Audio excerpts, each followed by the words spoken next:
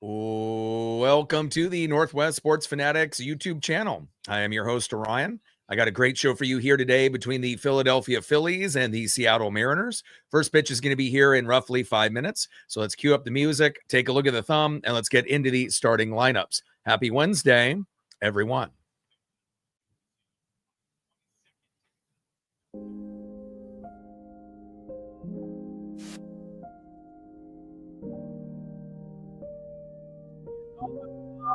Left, one of the best hitters in the game, Kyle Schwarber. And on the right, the most consistent player on the Mariners from beginning until now, it is Randy Arozarena. Now let's get into the starting lineups here first for the visiting Philadelphia Phillies. Leading off for the Phillies at DH, Kyle Schwarber. Batting second, playing shortstop, Trey Turner. Batting third, playing right field, Bryce Harper. Batting cleanup, batting fourth, second baseman, Luis Ariz. Batting fifth, playing first base, Alec Bohm. Batting sixth, playing third base, Bryson Stott. Batting seventh, playing left field, Brandon Marsh. Batting eighth, catching today for the Phillies, JT Realmuto. And batting ninth, playing center field, Justin Crawford. And on the mound for the Phillies with an 11-5 record, ERA of 3.35, Jesus Luzardo. And now let's get into the starting lineups for your Seattle Mariners. Leading off for the Mariners in right field, Taylor Ward.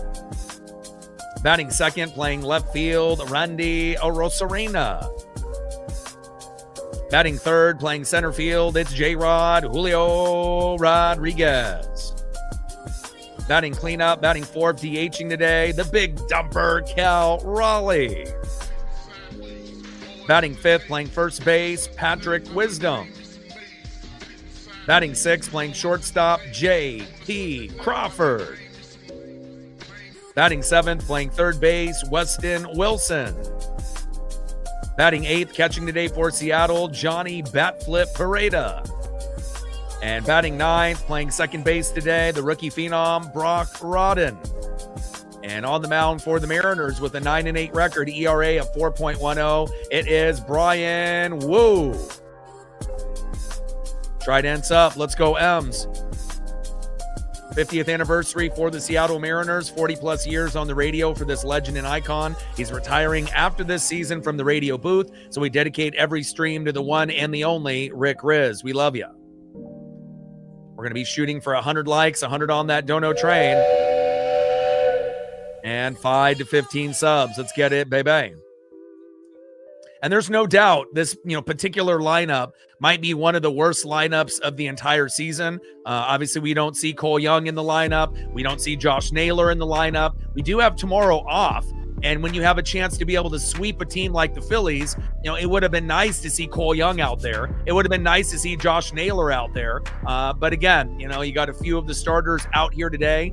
And again, I don't really know what to expect. I hope we don't get obliterated. I mean, we've already won the series, but it would be nice, confidence-wise, to be able to sweep a team like this if we would have had our best lineup, or a little bit better of a lineup than what we've, produced here today from Dan Wilson. But again, you never know.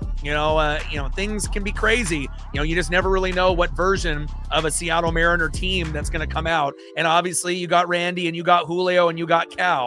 But as far as Ward and Wisdom, JP, Weston Wilson, Johnny Pareda, Brock Rodden, what are we going to get? Are we going to get anything? Or are some of these guys going to impress and give us something that maybe we don't expect? And again, if you remember a few games back, we had a kind of a weak lineup, and we ended up winning 1-0 with a Weston Wilson solo dinger. Now, I don't believe it's going to be like that today with a 1-0 victory. We're going to have to score 5 runs, 7 to 10 hits. And again, if we're patient in the box, we can draw a few walks, steal a few bags, bunt a couple times, and maybe get, some home runs out of Randy, Julio, or Cal, and then an unexpected home run out of, Wisdom or Weston Wilson, Johnny Pareda, or maybe even Brock Rodden in his first home run in his career. then maybe that can give us the juice that we need. And again, we also need Bryan Woo to pitch well. Otherwise, we're going to get obliterated, right? We need him to pitch 2 runs or less, 3 at the most. The bullpen hasn't given up anything, so far in the series, which is great. We have the day off. Then we fly to Toronto on Friday. And then we got Emerson Hancock on game 1, Cade Anderson in game 2, and then tentatively Bryce Miller in game 3, even though I would like to see Bryce go, to the injured list or to the bullpen if he's not feeling 100% with that lat issue. But again, we'll see how it goes. And again, hopefully we can overachieve today. We've already won the series. But again, now we have the weakest lineup that we've had all year, and we just got to try to do our best and put our best foot forward. Justin in the building, what's good? Dude in the building, let's go. And again, if Cal ends up hitting a home run or 2, even with a weak lineup, it may be enough for us to win the game, especially if he hits a 2-run bomb, a 3-run jack, or a grand salami. Jonah's in the building. Jace in the building. Let's get it, baby. Let's go. Shout out to my boy Brooks Beats with the best beats on YouTube. And obviously, I got to be able to rock the Cal Raleigh here today, the cutoff hoodie. And definitely excited for Cal, really turning it up and turning it on. And again, we don't want to have another game, like we did versus the Cubs and the Brewers, where the opposing team is putting up 15 runs or more. And again, I don't believe that'll be the case here today, but I'm hoping that Bryan Woo can really pitch well. And then again, we got to be able to limit the damage early on, because you got to look at the Phillies squad. They have their strongest lineup going against our weakest lineup. So they're trying to prevent from getting swept. Otherwise they would have had a couple starters out, and then they would transition those guys in the next game, in the next series. So obviously they have a lot to play for here today. And hopefully we can end up getting some surprise at-bats, rather than Randy, Julio, and Cal. And obviously Randy hasn't got a hit in the series yet, so I expect him to get it going. And hopefully we can end up competing here today. Trident's up. Let's go, M's. 24 games for Bryan Woo. And obviously the record for Woo and Kirby is not what we expected coming into the year. Age in the building, how are you? But again, you just never know what version of the Mariners you're going to get. With a strong lineup, sometimes we put up a 0. With a weak lineup, sometimes we put up 5 to 8 runs. So again, it gives a good opportunity for some of these young guns, to get it going. But let's be honest, we're going to need Randy, Julio, and Cal to do their job. And then anything that we get out of Ward, Wisdom, Crawford, Weston Wilson, Johnny Batflip Parade, or Brock Rodden is going to be a plus. So out of those other 6 guys, a couple of them have got to get on base at least a couple times, and even if that's just 1 hit and a walk, or a single and a double, or maybe a single and a home run, or a home run and a walk, we just got to be able to find ways to manufacture hits, RBIs, and home runs. And Gilbert and Kirby did their job. Let's see if we can get Bryan Woo to do his. And again, we got the day off tomorrow, and then we fly to Toronto. And again, Emerson Hancock, Cade Anderson, and then Bryce Miller. I still like our chances of winning 2 games out of 3 in Toronto. And then we play the Boston Red Sox, and I like our chances of winning 2 out of 3 against them as well. All right, we're getting ready for first pitch here for Bryan Woo to Kyle Schwarber. First pitch to Kyle Schwarber, 4-seam fastball, 97 miles an hour, high and inside, 0-1 count. All day in the building, what's good? And it would have been nice to have Naylor and Cole Young in the lineup, because again, every game matters, and we have the day off tomorrow, so again, a little puzzling with the maybe weakest lineup of the year, going against the Phillies. But again, you never know. We might be able to overachieve and, get the victory with our weakest lineup against their best lineup. 1-0 pitch, and imagine that kind of statement that'll make to the MLB. Not only that, but the Astros and Rangers, that we can put out our weakest lineup all year and still beat a team like the Phillies potentially and get a sweep.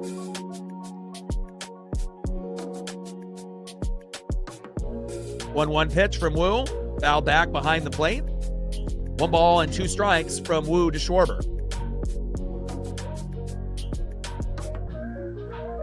Bryan Woo on the mound, and Kyle Schwarber in the box. On deck is Trey Turner. Trident's up. Let's go, M's. 1-2 pitch. Popped up and out of play.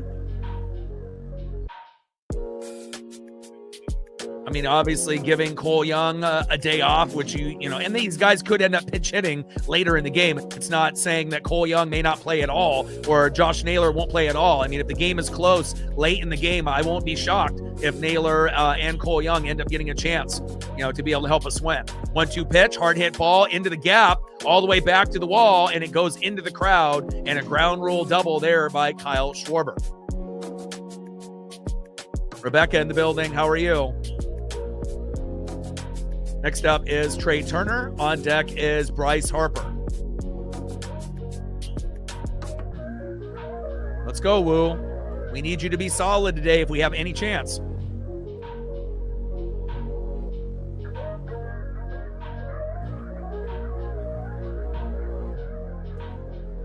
Got to be patient in the box.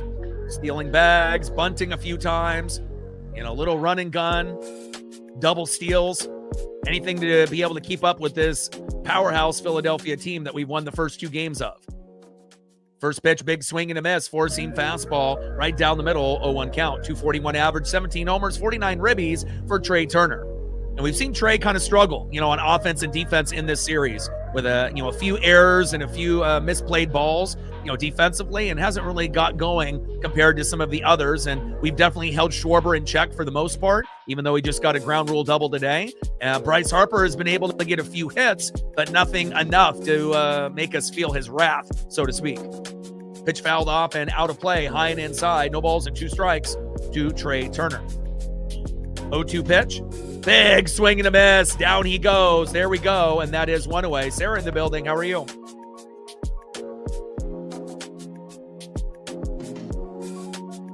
There we go, baby. Good punch out there on Trey Turner. Next up is Bryce Harper on deck. One of the pickups at the deadline that was one of the very best. Second baseman Luis Arise. First punch out there for Brian Wu. Good start. Donkey in the building. What's good? First pitch fouled off and out of play, 0-1 count. I'm not doing our draft until all the preseason games are over. Anyone that does a draft within preseason week 1 or 2 or 3, not very smart, because you just don't really know who's going to have injuries or season-ending injuries. So we'll end up doing it, a few days before kickoff, and so that'll probably be in September on one of the days that we have off here on the channel. Back, all the way to the wall and gone. Julio trying to rob the home run, but can't get to it. And Bryce Harper, 2-run jack on Brian Wu here early, 2-0 Philadelphia. But I'm going to wait for all of the preseason games to end, and, I'll end up, doing a video, and, we'll end up doing our fantasy football draft just a few days before the first game in the NFL season. I think that's really the smart way to go, because imagine if you end up, doing like that one guy did on social media, picking Genty #1 overall. And luckily he didn't have a season-ending injury, even though it was the ankle. But, you want to make sure who's going to be available and who's not. And looking forward to the season. Not looking forward to Phillies home runs, but I, kind of expected Schwarber or Harper to homer today. Little dribbler up the middle by Luis Arise, routine play. Throw to first to Patrick Wisdom, and that is 2 away.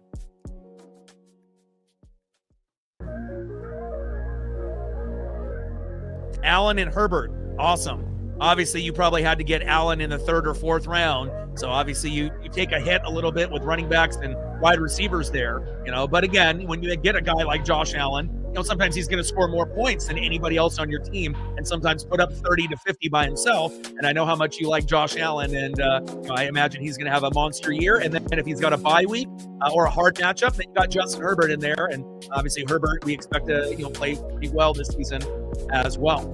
First pitch to Alec Boehm in there for a strike, a 1 count. Edgar in the building. What's good? Blue Jay in the building. How are you? 0-1 pitch, popped up and out of play. No balls and 2 strikes from Wu to Boehm. And remember, this is the weakest lineup we've played all year. We got 3 guys that we feel confident in, obviously with Randy and Julio and Cal Raleigh being hot as of late. And then we got 6 rotational players or semi-starters. So again, not to say that we won't see Young or Naylor late in the game. 0-2 pitch, big swing and a miss. and that is out number 3, but not after Bryce Harper hits a home run. And we were kind of lucky, let's be honest, that we haven't had a whole lot of home runs in the first 2 games against us with Gilbert and Kirby. So for Wu to give it up, it would have been the same thing if we would have had Emerson Hancock, Cade Anderson, or Bryce Miller starting today. Chances are, they're going to end up hitting some home runs. We just got to limit the damage, and hopefully the offense can keep this game somewhat close. We don't want it to be a blowout. We've already won the series, but it would be nice to be able to surprise the world and sweep the Phillies with their strongest lineup against our weakest of the year. But the only way that we're going to do that is being patient in the box. Leading off, right fielder today, Taylor Ward. And again, so Dominic Canzone, Josh Naylor, Cole Young, not in the lineup, but they may end up pinch hitting late in the game. It depends if we're close or not. Batting second, left fielder, Randy Arozarena. We're looking for your first hit in the series, and we need a home run today. And batting third, it's center fielder, it's J-Rod, Julio Rodriguez. Let's go, baby. Right ends up. Let's go, M's.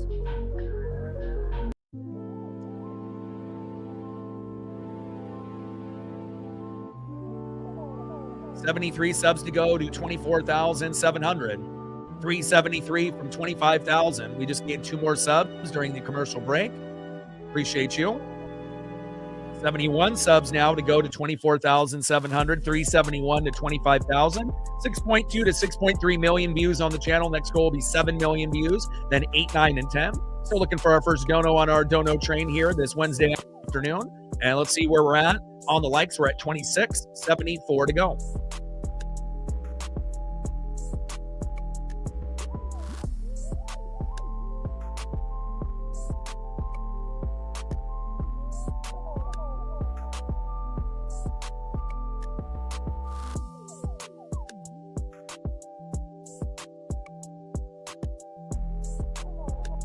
So how do you feel, based on your draft? I assume with that, it's a 10-man woman league, right? How do you feel? Did it give you a grade on your draft afterwards? What'd you guys do? Did you guys use ESPN, or did you guys use one of the other options for fantasy? 0-1 pitch, high and inside, 4-seam fastball, 1 ball and 1 strike from Jesus Luzardo to Taylor Ward. 1-1 pitch, popped up and out of play, 96 mile an hour, 4-seam fastball by Jesus. 1 ball and 2 strikes to Taylor Ward. You like your chances of making the playoffs in the league that you're in? 1-2 pitch. It all really depends with injuries as well. Sometimes bad luck, with the injuries and whatnot. But I wish you the best of luck, and hopefully you hold it down for the females in your league. Not sure how many you have in your league, but hopefully you end up having some success. 1-2 pitch, high and away. 2 balls and 2 strikes as that 4-seam fastball by Luzardo ends up missing. But we'll be doing fantasy football here, a lot of NFL coverage and college football coverage. We'll be doing some Seahawks, we'll be doing some Huskies and Ducks, and then depending on when they're on, who knows? We might even squeeze in a Beaver or a Coug game. If it's on like a Thursday or Friday and no one else is playing. Popped up, and that is 1 away. Down goes Taylor Ward. 1 up and 1 down. Toby in the building. What's good? And then again, there'll be some, Ohio State games and, the U and, obviously Bama and Georgia, a lot of the top tier teams that will end up doing. Notre Dame is obviously going to be not only Odin's favorite team, but looks like they are going to be a championship contender. They have Notre Dame and the U and Oregon and Ohio State kind of towards the top. But again, a lot can change.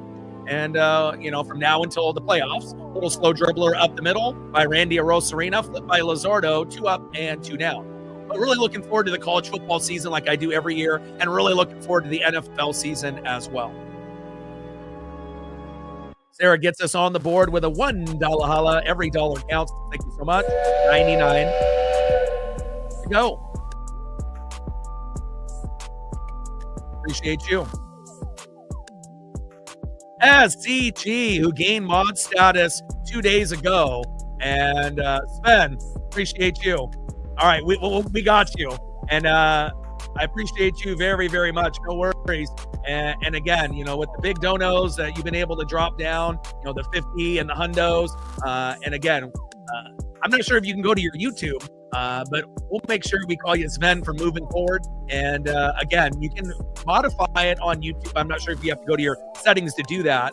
as we get a hard hit ball there by Julio Rodriguez. Back, and caught at the wall, and a home run robbery by Bryce Harper. Unbelievable. That could have ended up being a 2-1 game, but shout out to Sven for earning not only mod status, but also, coming up big. And anyone that can end up dropping, 50, 100, 200, or 3, 4, 500 over a week or a month, obviously it really means a lot. And again, Sven, I appreciate you very, very much. And it's all right. You've done a lot, within the limited time. And again, I really do appreciate, anything that can be done. And it also shows, other people how much support and love that we do have here on the channel. And I really appreciate you, Sven, not only earning mod status on the channel, a big $200 dono. Thank you so much for your love and support. Sven, the MVP, and has been in the streams for the last few weeks. Thank you so much. Appreciate you. So no longer SCG for everyone in the room. Sven, SVEN, and we will definitely do that. Appreciate you. I actually had you on mod status the previous day when Cal Raleigh had the 3 home runs. But again, we got so kind of worked up with the game, and I didn't know if you were still in the room. Then I figured that I would wait the next time around. And we actually had that in for you yesterday, the day before. And then obviously now you're in here showing a lot of love, and you definitely have earned it. And again, the biggest compliment you can give to any streamer, is a dono. Obviously you can like, you can sub, you can comment, you can share the streams, but ultimately when you end up donating to any channel on YouTube, you're donating to somebody's dream. That's what you're doing. And for Paisley and myself, we really appreciate it. And again, more than words can say. And now we're at 201 on the dono train because of Sarah and Sven. And I really appreciate you, man. You've earned it. And again, I appreciate you more than words can say. Sven in the building. Big MVP start with him and Sarah. Let's go. All right, we get a home run robbery there from Julio Rodriguez by Bryce Harper. But again, hopefully we'll be able to catch up and keep pace with this Philadelphia team. Next up here in the top of the second inning in the 6th hole, Bryson Scott. Batting second in the 7th hole, left fielder representing Duck Dynasty, Brendan Marsh. What a beard. And batting third in the 8th hole, catcher JT Realmuto. Pitch fouled off there by Bryson Scott from Brian Wu, 0-1 count.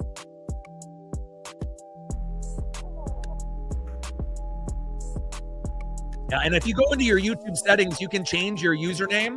I can't do it for you. You would have to do it yourself. But if if that's something that you're looking forward to, end up doing, so that way if people don't know or not in the stream today, I'll call you SCG. But again, we'll call you Sven for moving forward, and we appreciate you.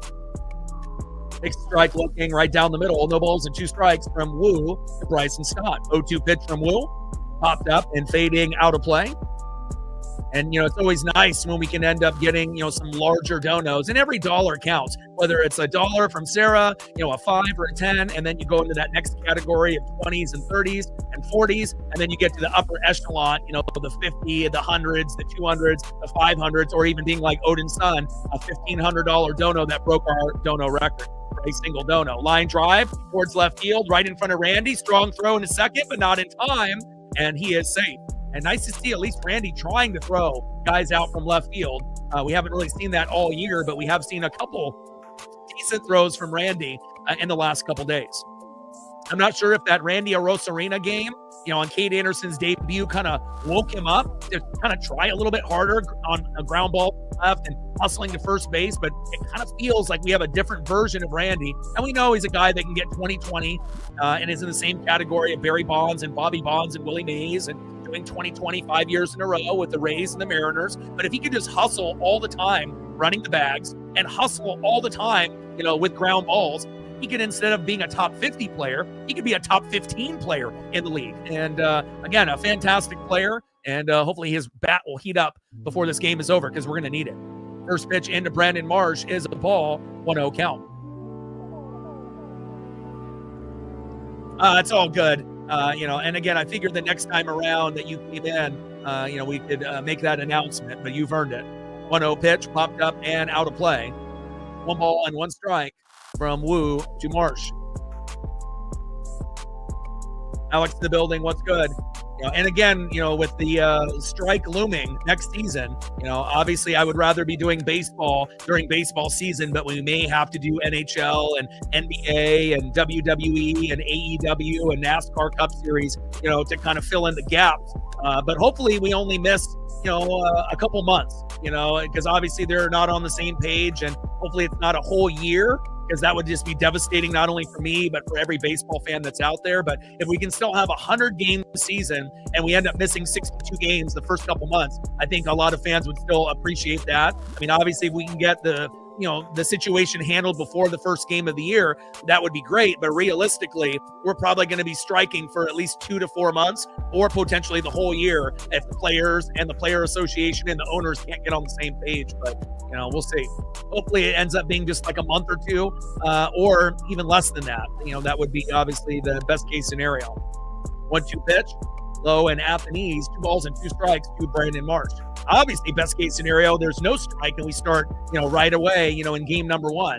But again, the chance of that happening seems very slim based on the things that I've read from the insiders in the MLB. But you never know. 2-2 pitch, high and away. Count now is full. 3 balls and 2 strikes from Wu to Marsh. And obviously teams like the Dodgers and the Braves and the Padres and the Yankees, all the top tier teams that spend money, they're not going to want to agree, because they want to be able to not have a cap and spend a lot more money, than these other teams. It is going to help the teams that are in the middle, like the Mariners, that spend money but don't spend a lot, to maybe, go from being a team that's in the top 10 to 15 that could end up being in the top 8, top 10 based off the new rule change. And then the teams at the bottom, it's not really going to affect them because they're not going to spend money regardless of the rule change. They're going to be cheap and they're going to continue to stay at the bottom unless they end up getting a guy like Munetaka Murakami from Japan. And then you can have a team like the White Sox be a bottom feeder and then now end up being a playoff team. But how many, top tier Japanese pitchers are going to go to a bottom feeder team? It's going to be kind of hard. So, most of them are going to go to the Dodgers or kind of the upper echelon teams, maybe Mariners or Cubs. And every once in a while, you'll see a few others, join the Blue Jays like we had this year as well. But again, all it takes usually is, a few different new faces, to kind of change the hype and the direction of an organization. But, hopefully we don't end up having too long of a strike, because obviously, for us baseball fans, I mean, that's the last thing that we want to, be able to think of, but that is the reality. We got runners now at first and second in the top of the second inning, 2-0 Philadelphia. JT Realmuto in the box. And again, it's not only going to, hurt a lot of people financially, including myself, if we have no baseball, but just the love of the game, and, whether it's the Mariners or watching other teams, we just got to hope that we can get it done. So there you go. You figured it out. Boom. We don't have to call you. The other, now we got you with spend $50 dono. Yeah, you just got to go into your settings, and I figured you'd be able to figure it out. If not, I could have given you the step-by-step through like, Google or AI or whatnot. Appreciate you, Spend. No. Spend the MVP. Earning mod status and another $50 dono. Thank you so much for your love and support for Paisley and myself. DSP in the building. What's good? Brett's in the building. How are you? Logan in the building. What's good? First pitch in there for a strike. Second pitch fouled off and out of play. Game is far from over. I mean, obviously they have their best lineup. We have our worst lineup of the season. But that doesn't mean that if we're not close, that we may see Dominic Canzone, Cole Young, and Josh Naylor. And if we have those 3 guys come in, for the guys that are playing for him now, there's still a chance, that we can end up sweeping this team. But again, we need Wu, to give up 3 runs or less, the bullpen to play well, and then we also need to get to 5 runs, 7 to 10 hits, realistically to win this game. 0-2 pitch, big swing and a miss. There we go. Down goes JT Realmuto, and that is 1 away. Big punch out there for Brian Wu. Nice job, Wu.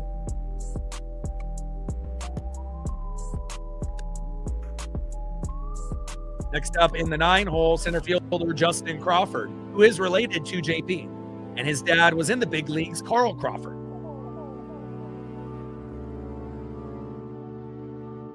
First pitch, high and inside, 97 miles an hour, four-seam fastball, 1-0 count.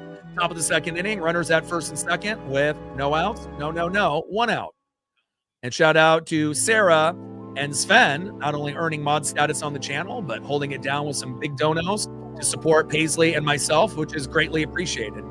Internet fees, streaming fees, dog food, probiotics for Paisley, making sure that we got the tooth powder for fresh breath and clean teeth. Like, there's a lot of things that go on, with bills and taking care of Paisley. So, grooming fees, getting nails trimmed and dremeled, and body washed and whatnot. So, it really does mean a lot. Thank you so much. 1-1 pitch, high and away with a four-seam fastball missing there by Brian Wu. 2 balls and 1 strike to Justin Crawford. Last pitch was 97 miles an hour. 2-1 pitch, in there for a strike. All ball by the ump, but Pareda with a good challenge that should get overturned to a 2-ball, 2-strike count instead of a 3-1 count. There we go. Good challenge there by Pareda.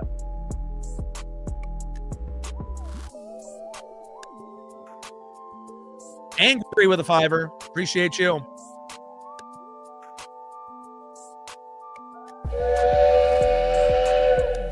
Thank you so much for your support. And again, we just had to get through the tough schedule. It's not like we had an easy schedule in August and dropped the ball. We literally had the hardest schedule in baseball, and we played pretty much every team that was more than likely going to go to the playoffs. So again, but then we go from the hardest schedule to the easiest, but we can't take our foot off the gas. A lot of games against the Rockies, the Athletics, and the Angels. So as long as we just take care of business, not only here, or at least try to, we've already won the series, but take care of 2 out of 3 against the Blue Jays on the road, 2 out of 3 versus the Red Sox. That's what we got to shoot for. And then obviously into the Athletics and all those other teams in September. Not only do I think that we're going to make up the 2.5 games, but I think that we're going to end up being in first place in the AL West. We'll have an above 500 record, maybe just barely, but we will, and we will make the playoffs. And again, it's been a hard year, but it shows you, even in the toughest year that we've had in maybe the last 20 or 30, based off injuries and poor managing by Dan and injuries to the bullpen and a lot of our key contributors, if we can still make the playoffs in a year like this, if we can do it this year, we can do it any year. And again, we are a very resilient ball club. And again, if we make the playoffs this year, that'll kind of stamp it and show everyone, even when we play at our very worst, we can still find a way to get hot at the right time and turn the season around. 3-2 pitch popped up and out of play there by Justin Crawford. Now still remains 3 balls and 2 strikes. Runner at first and second with 1 out. 2-0 Phillies. And we end up having a 2-run jack by Bryce Harper. And again, Schwarber and Harper, are going to do their thing. We've kind of limited the damage up to this game, where we've got a ground rule double by Schwarber, and then we saw Harper with the 2-run jack. But we did a really good job with Gilbert and obviously Kirby. But now Wu getting roughed up. Runner is coming home, and now it is 3-0 Philadelphia. And again, not really fair with them playing their best lineup versus our worst of the season. And again, we know Wu, as well as Emerson Hancock, with Cade Anderson and Bryce Miller, they're, obviously we just saw Cade for 1 game, but those guys, have been very hit or miss. And even with George Kirby, was one of our worst pitchers until yesterday, had a great performance, but he's got kind of been hit or miss as well. Really the only guy that we can rely on out of our 6 is Logan Gilbert. That's the one guy that we can trust, no matter if we're at home or on the road. But everyone else, is like, sometimes good and sometimes terrible. But again, 3 runs already given up. We can't give up any more here by Brian Will. Hopefully he'll settle down. Crawford singles to right, scoring Stott. Marsh to second. First pitch, high and away. 1-0 count. And also remember, we don't have Cal Raleigh, behind the plate. And that's a big thing too. Cal Raleigh calling a game is much better than Johnny Pareda, and we know that Pareda and Garver, obviously, defensively, can make some plays once in a while. Pareda's a better hitter than Garver. Garver probably calls a better game than Pareda, behind the plate.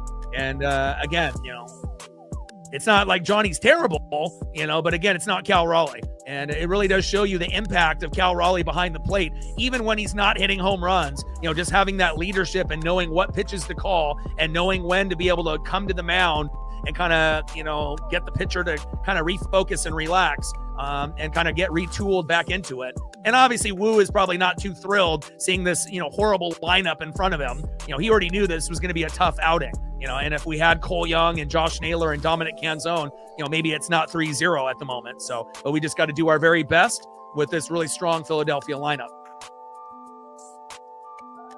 Yeah, so Carl Crawford is not JP's dad. Carl Crawford is Justin Crawford's dad. And then obviously they're, one-off and cousins and whatnot. So 1-1 pitch, low and at the knees. So Justin and JP are not brothers. They're like, one-off, sibling relatives and whatnot. So, but Carl Crawford is Justin Crawford's dad, not JP's. But JP and Justin are related. Pitches low and at the knees, 2 balls and 1 strike from Woo to Schwarber. 2-1 pitch, popped up and out of play. 2 balls and 2 strikes to Kyle Schwarber.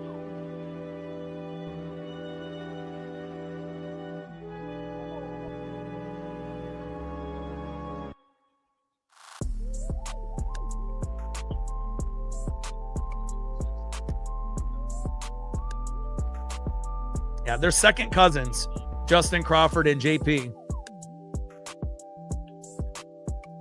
Hard hit ball, deep right field, back, gone! And Schwarber gets his MLB leading 40th home run, and just like that, 6-0 Philadelphia. And again, if I don't want to have this game be one of those Cubs and Brewer games where we're going to end up losing by 15 runs and we're going to see, Robles or Rivas or Johnny Pereda pitching. But again, Kyle Schwarber, Bryce Harper, everyone, locked and loaded. And with the weakest lineup of the year, Phillies with their best lineup, they're not playing around. 6-0 Philadelphia. And that's not what you want to see there out of Brian Woo. But again, worst lineup of the year, and again, we know with Woo, kind of hit or miss. Normally pretty good at home, and not very good on the road, but lately on the road has been a little bit better, but again, for my pecking order, I would probably go Logan Gilbert 1, Cade Anderson 2, Emerson Hancock 3, and then obviously George Kirby with what he did yesterday 4, and then Woo 5, and then obviously Bryce Miller 6. And so not what we want to see, and again, at some point you knew these Philly bats were going to, open up, and we were able to limit them with Gilbert and Kirby, but not with Woo here this early afternoon.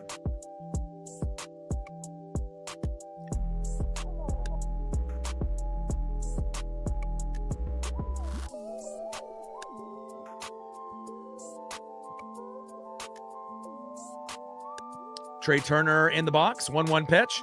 Big swing and a miss. Sweeper, 86 miles an hour. 1 ball, 2 strikes with nobody on and 1 out. Top of the second inning, 6-0 Philadelphia. And hopefully, just for pride's sake, we can end up getting some unexpected home runs and RBIs. They already got Jose Ferrer warming up. And again, at least it's not, Rucker or, and again, we've had certain guys go up and down with the team. Obviously, Hoppy's no longer on the team. And, Davila, going from, the bullpen to AAA. And, it's just not what we want to see. But again, if we would have had Cole Young and Josh Naylor and Dominic Canzone in the lineup, are we still down 6-0 at this point? Maybe, maybe not, but again, not what you want to see out of Brian Woo. And again, Woo and Kirby have not, been as consistent as we would have liked, obviously this season. And hopefully this doesn't rattle Woo's confidence, moving forward. Shout out to my boy Brooks Beats with the best beats on YouTube. Yeah, and again, we kind of expected, a big explosion, big swing and a miss. Down goes Turner. Might be the only guy that has been struggling against Mariner pitching, including Woo. But again, our worst lineup of the year versus their strongest lineup, that they show, game in and game out when they're playing. And, and again, it's not like Schwarber and Bryce Harper. I mean, Harper's been able to get some singles and whatnot, but it's not like either one have single-handedly held the, Mariners at hostage until today. So next up is Bryce Harper. But again, when you get Schwarber and Harper to hit home runs in the same game, that's just like when we have Julio and Cal. When Julio and Cal homer, we win 99% of the time. When Schwarber and Harper homer in the same game, they win 99% of the time. So Hopefully we'll be able to play with some pride and at least get to 5 runs before the game is over. And if we can't get to 5, hopefully at least 3 or 4. I don't want to see an 18-0, 22-0 game again. 1-0 pitch, low and away. 2 balls and no strikes from Wu to Harper. And we've already won the series, so only won 1 game against the Brewers. Could have maybe won 2, if we didn't make those substitutions late in the game for Ribas and Rodden. But, took care of the Cubs the best way that we could. And obviously, winning those first 2 games and winning 2 games against the Phillies. So, again, not a lot of people gave us a lot of chance, to win 2 out of 3 against the Cubs or 2 out of 3 against Philadelphia, but here we are. 3-0 pitch is in there for a strike. 3 balls and 1 strike with nobody on and 2 outs. Top of the second inning, 6-0 Philly. And we got the day off tomorrow, so it'll give a little rest for Naylor, Cole Young, and Dominic Canzone if they don't enter the game late. And then we got the day off tomorrow, and then we end up going on the road to face the Blue Jays, which I think we can win 2 out of 3, as well as the Red Sox. And we're going to have Emerson Hancock on Friday, Cade Anderson on Saturday, and Bryce Miller, unless they move him to the pen, on Sunday. But chances are, it sounds like they're going to go with a 6-man rotation for a while, it sounds like. Even though it would be smarter to move Bryce into the pen. 3-2 pitch. And Harper pops it up. Shallow left. Randy is there. And finally, we get out of this inning after the Phillies score 2 runs in the first, 4 in the second. And we have a 6-0 deficit that we're looking up at.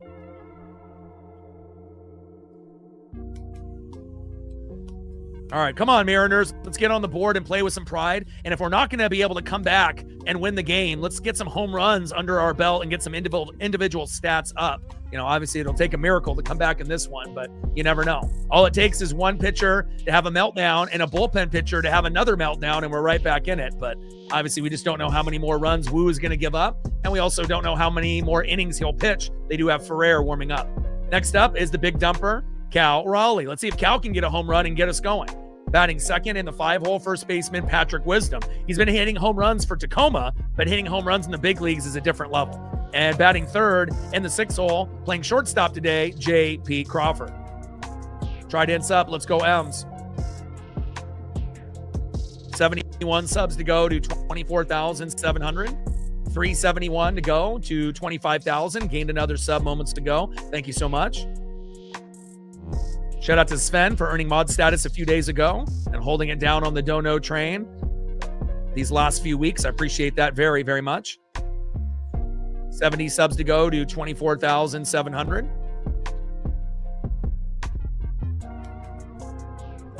And we're sitting at $256 on the Dono train, 44 to go to hit the next goal. And let's see where we're at on the likes as we go to the bottom of the second inning. Shout out to Angry Sarah and Sven. And we're at 55 likes, 45 to 100.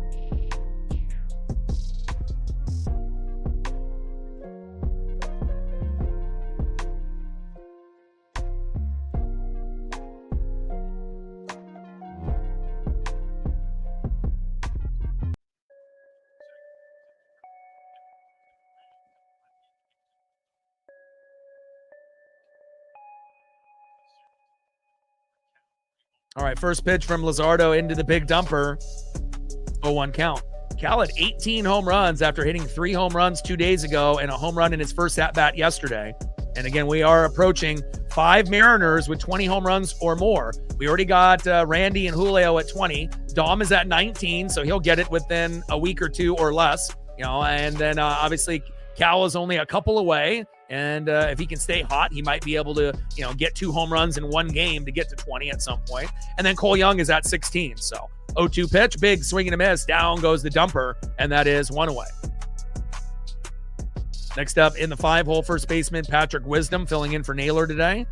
And on deck, shortstop J.P. Crawford.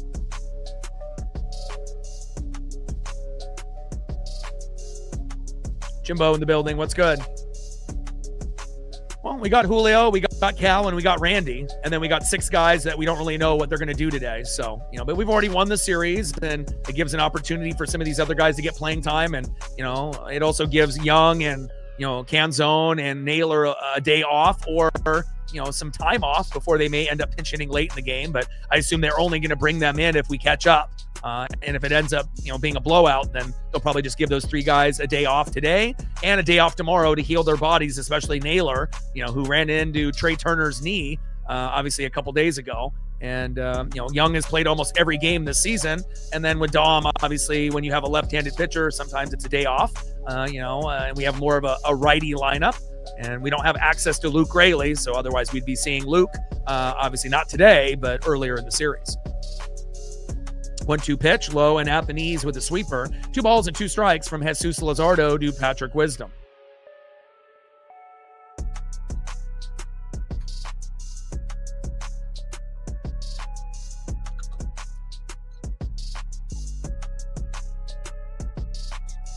Two pitch, and that ends up being strike 3 looking, and that is 2 away. Back-to-back strikeouts from Jesus Luzardo, and it's not like this guy's some kind of scrub. He's 11-5. That's better than anybody on our team. 3.35 ERA. Philly's got a lot of monsters on the mound, and on top of that, he's a monster lefty. And sometimes we don't do that well against lefties. We have seen Cal, obviously get hot against lefties, but again, with this lineup, I guess it could be worse. We could have Ref Snyder and Connor Joe in the lineup, but, we just got to do the best we can. Next up is J.P. Crawford. First pitch is outside, 1-0 count. 1-0 pitch. Inside again with the sinker, 95 miles an hour, 2 balls and no strikes from Jesus Luzardo to J.P. Crawford. Right ends up, let's go M's. We just got to be able to chip away. 2-0 pitch. In there for a strike looking with the sinker, 95 miles an hour, 2 balls and 1 strike with nobody on and 2 outs. Bottom of the second inning, 6-3 Phillies. And again, if we can get to 3 runs by the 7th inning and we can kind of hold the Phillies to 6 to 7 runs, there'll be a very small chance, but a chance that we might be able to come back if they have a meltdown in the pen. But again, if they explode to get over 10 runs, then it's not going to be something that we're going to be able to come back from. But again, all it takes is a guy to get walked, another guy to get a single, and a guy like Cal Raleigh to hit a home run, or Randy or Julio, and then we have our 3 runs. But we haven't been able to get anything going against Luzardo just yet because he is an elite pitcher. 3-2 pitch. Big swing and a miss. Down goes JP, and that is out number 3.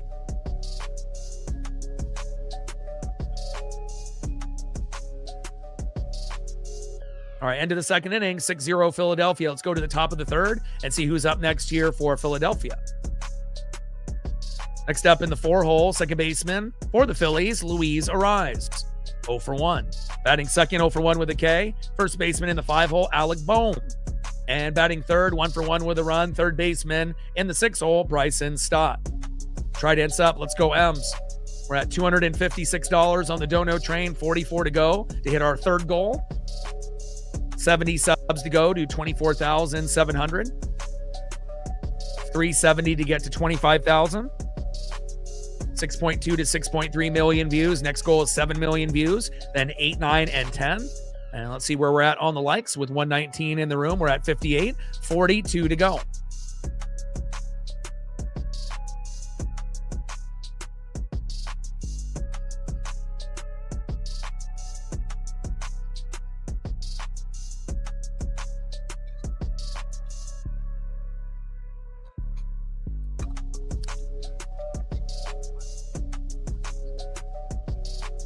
Yeah, and we already won the series. How many people would have predicted that we would have won 2 out of 3 against the Cubs and 2 out of 3 against the Phillies, after getting manhandled, by the Brewers, and again, we did have a chance potentially with runners at first and second, with Cal Raleigh up, and they brought in Pareda, but he still got on base. And then obviously they made that substitution for Weston Wilson for Brock Rodden, which was a mistake, but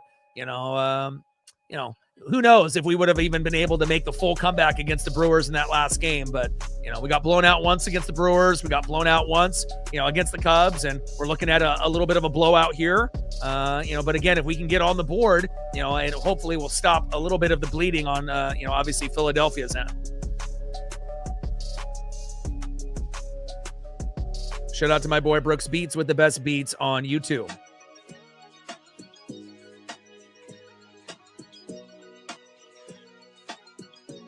First pitch with the 4-seam fastball.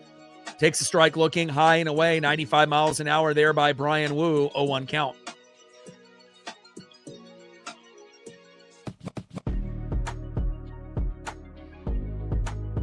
0-1 pitch. Low and at the knees. 1 ball and 1 strike as that slider 88 miles an hour missing. Come on, Woo. We need you.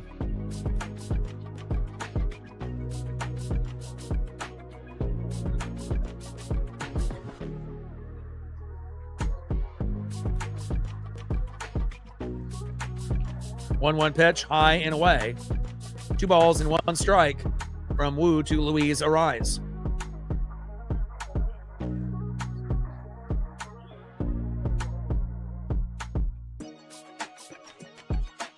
One pitch from Woo and gets Arise to pop up. Shallow left field and caught. Nice catch there by Weston Wilson, and that is 1 away.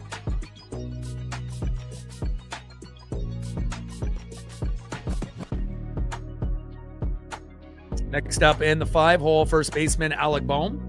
On deck is Bryson Stott.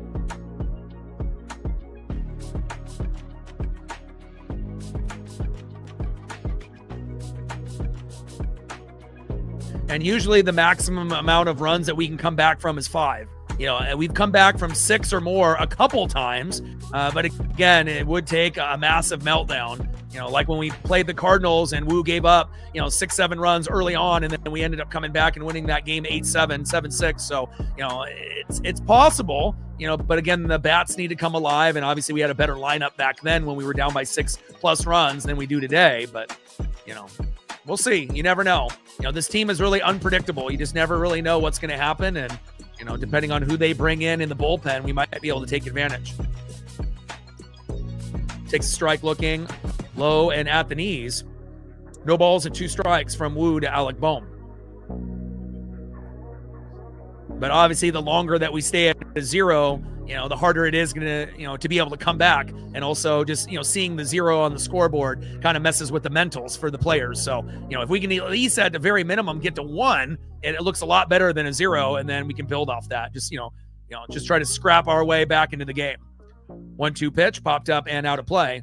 But even if the bats get hot, if Woo continues to pitch like he has been, then there's nothing we're going to be able to do. I mean, we might be able to get to 5 runs, but who knows how many Philadelphia will be at that point. They might be at 10 or 12 or 15, but hopefully that's not the case.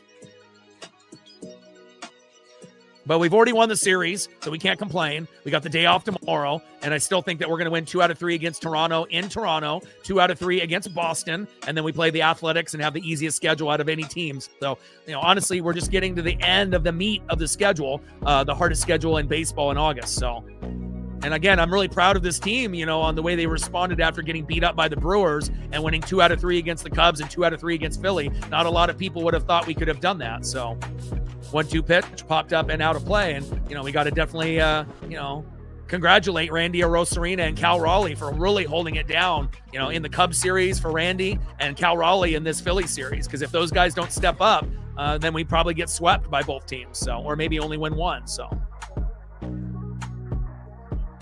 and we know the schedule is going to get much tougher for the Astros and Rangers. So we're only 2.5 back. And eventually, they're going to hit a wall. We're going to get hot. And we're going to eventually end up surpassing both those teams and being in first place in the AL West.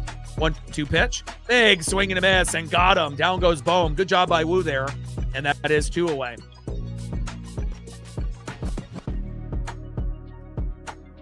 Next up in the 6-hole, third baseman Bryson Stott. And on deck in the 7-hole, Duck Dynasty's very own left fielder Brandon Marsh. What a beard.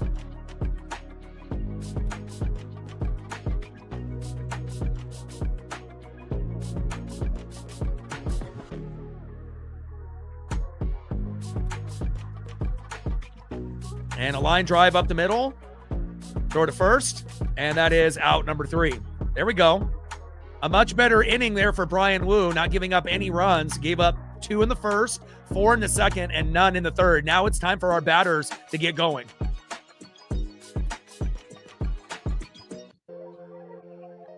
Shout out to my boy Brooks Beats with the best beats on YouTube. And again, if we can get it to 6-3 within the next, 3 to 4 innings, we'll have a really good chance of coming back if we can cut the lead in half, and we might be able to do that in one single inning, but somebody's got to get the party started. Next up in the 7-hole, third baseman Weston Wilson. We could really use one of those home runs like you did against New York when we won 1-0. Let's go Weston. Batting second in the 8-hole, catcher Johnny Batflip Pareda. Let's go, Johnny. And batting third in the 9-hole, playing second base today, Brock Rodden. We need that Brock in those first 5 games when you were getting singles, doubles, and triples. Let's go, Brock. Trident's up. Let's go, Ems. 50th anniversary for the Seattle Mariners, 40-plus years on the radio for this legend and icon. He's retiring out of the radio booth after this season, so we dedicate every stream to the one and the only Rick Riz. We love you. Trident's up. Let's go, Ems. 370 subs to go to 25,000. Appreciate all the love and support on the channel. Making some ground there. 70 to go to 24,700. And we're at $256 on the dono train, 44 to 300. And we're at 65 likes, 35 to 100.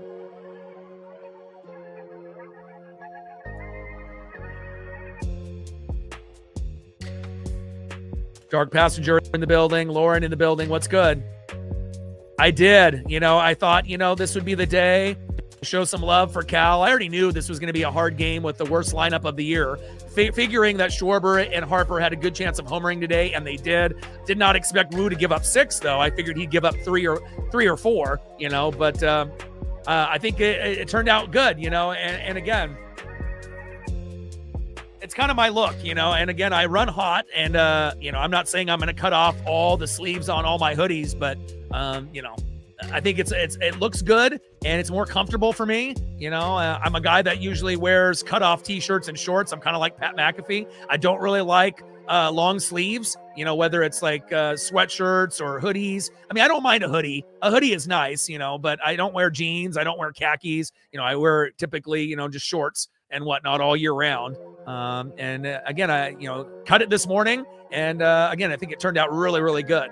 Had to be very careful, though, and that made sure I kind of lined it up, on both sides. But, and it should be something that, more companies end up doing, But again, if they don't end up making a cutoff hoodie, you can always cut the sleeves off yourself if you're careful, like I did.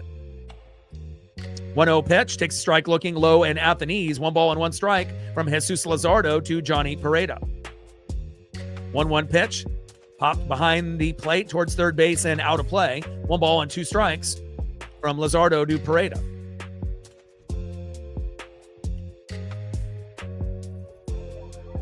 One-two pitch, low and at the knees, almost hitting him. Count now is 2 balls and 2 strikes from Luzardo to Pareda.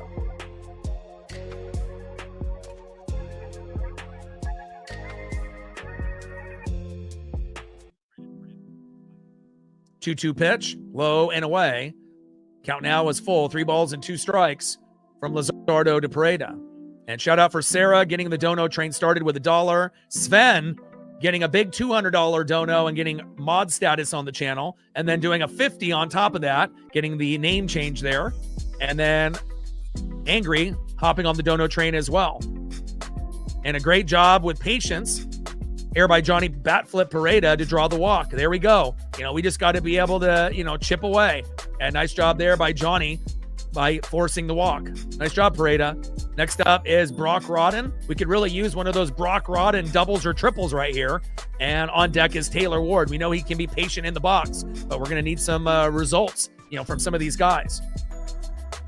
And again, Rodden gets on board, Ward gets on board with a walk and Randy with a grand salami. And then all of a sudden at 6-4 and we're right back in it. You just got to be able to kind of talk it into existence. 0-1 pitch. And that one gets fouled back off the ump. Is he okay? And the trainer is going to be coming out to look at the ump as that one goes off the mask and exit velo well over 100 miles an hour. I hope the ump is okay. And obviously they wear those masks, for a reason.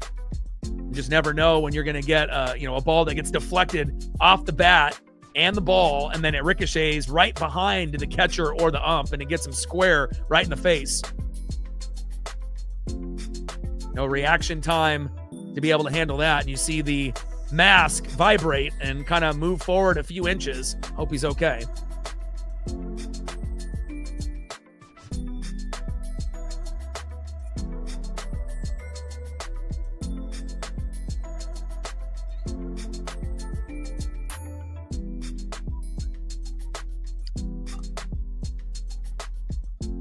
I mean, I assume they can end up having, home or away trainers come out and take a look, but I also assume that the umps have their own.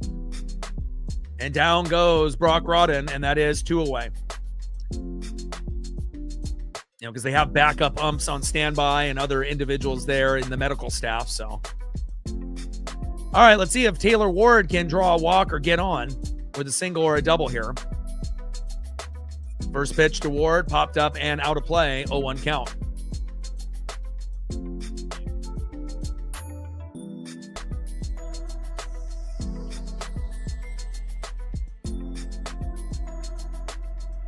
Oh, 0-1 pitch, low and away. No balls and 2 strikes from Jesus Luzardo to Taylor Ward. And we just got to be able to get our first run on the board within the next couple innings. And then just hope that Wu doesn't give up any more. And then if Ferrer comes in, he ends up being clean. I mean, we haven't given up any runs or big hits, from the bullpen in the first 2 games, which is kind of surprising, right? But Gilbert and Kirby were amazing. The bats were amazing. And again, defense has been really good. But obviously with the weakest lineup of the year, it's going to be tough. And we obviously are at a big deficit already. 0-2 pitch. Ward pops up. Shallow left field. And caught. And that is out number 3.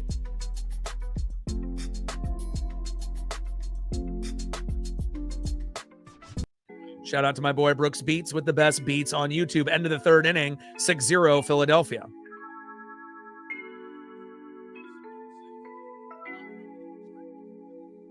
All right, let's see who's up next here for the Philadelphia Phillies in the top of the 4th. And remember, we've already won the series, so, obviously getting a sweep is kind of like the cherry on top, but if we lose this game, it's not going to affect us mentally one bit. And we got the day off tomorrow, and then we go up to Toronto, and hopefully we can, compete and beat them down 2 out of 3. And if we win the first 2, then we can start talking sweep again. Next up, 0-for-0 with a run and a base on ball, left fielder Brandon Marsh. What a beard. Batting second in the 8-hole catcher, JT Realmuto, 0-for-1 with a K. And batting third, 1-for-1 with a run and an RBI, center fielder Justin Crawford. Trident's up. Let's go, M's.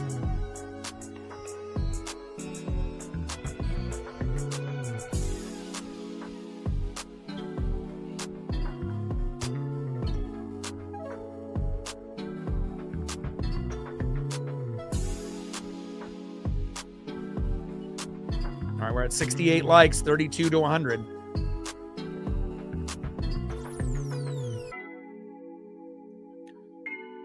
And I'm hoping that we'll have a few unexpected home runs, to add to obviously the totals.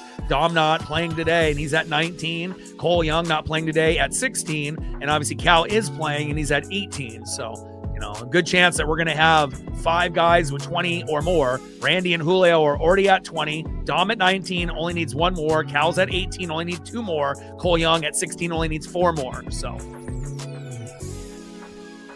we're getting hot at the right time. It's just, one of those games where you have a weak lineup and you're going against a really good pitcher. And again, we just need to be able to get that first run on the board, and then eventually more runs will follow.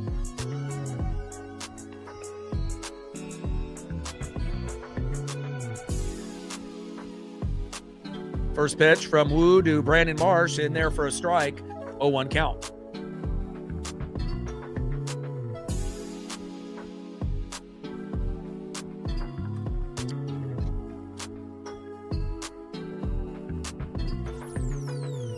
Oh, 1 pitch, popped up.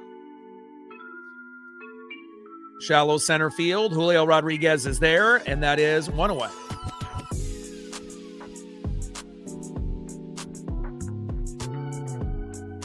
Nice job there by Julio Rodriguez, as reliable as they come in center field. And that is 1 up and 1 down.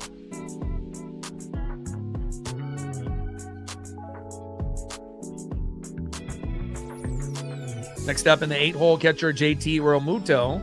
And then on deck is Justin Crawford. And first game on Friday will be on Apple TV. And I love Apple TV broadcasts with the 4K cameras.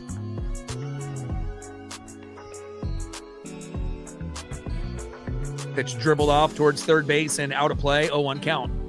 They're the only organization or company that uses the 4K, and, it definitely makes a difference if you're watching. But we got Emerson Hancock on the mound on Friday, Cade Anderson on Saturday, Bryce Miller on Sunday against the Toronto Blue Jays in Toronto. 0-1 pitch. Big swing and a miss, low and away. No balls and 2 strikes from Wu to Realmuto, and hopefully Cade Anderson will get his first win in his career against Toronto on Saturday. Early game around noon Pacific.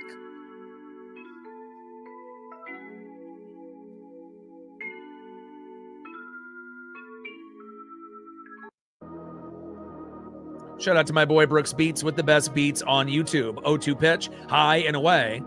4-seam fastball, 96 miles an hour there by Brian Wu.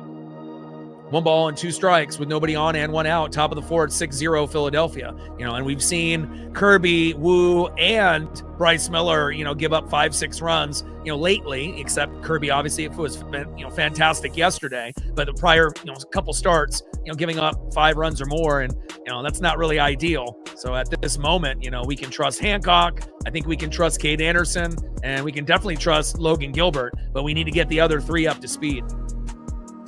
But, Kirby made a lot of waves yesterday, and hopefully that'll bring some momentum for him moving forward. 2-2 pitch, popped up, shallow left. Weston Wilson is there, and that is 2 away.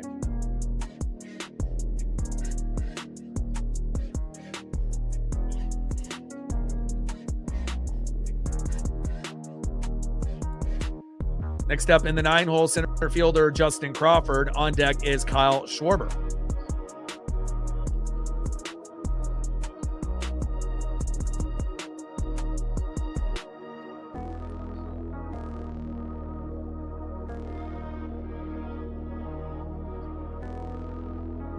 First pitch, low and at the knees to Justin Crawford. Curveball, 1-0 count. Just got to get to 1 or 2 runs, by the 7th inning. Hopefully earlier than that, but, we just want to cut into the lead. Hopefully get to 3, by the 7th inning. And, if we're able to do that, we'll have a chance. 1-0 pitch, line drive to Weston Wilson. Good defense by Weston. Throw to first to Patrick Wisdom. And another quick inning. And again, Wu giving up 2 and 4, and the last 2 innings, 0 and 0. Now we just need the offense to kind of get going. Let's go.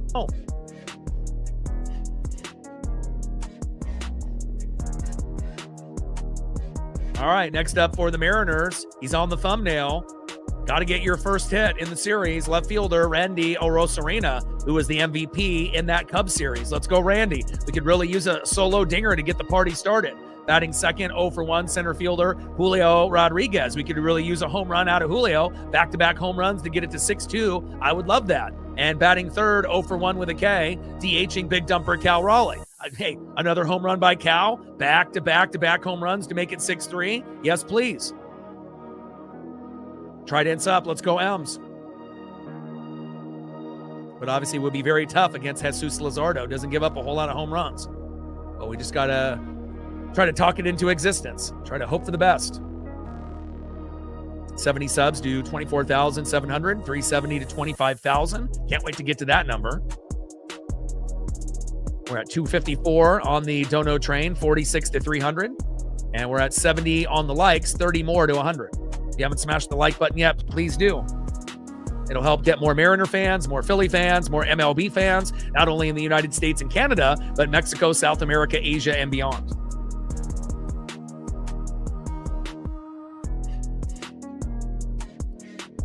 Trident's up. Let's go, M's. And again, usually 5 runs is the cutoff. But again, if we can get to 6-3 by the 7th inning, we will have a chance to come back. 50th anniversary for the Seattle Mariners, 40-plus years on the radio for this legend and icon. He's retiring out of the radio booth after this season. So we dedicate every stream to the one and the only Rick Riz. We love you.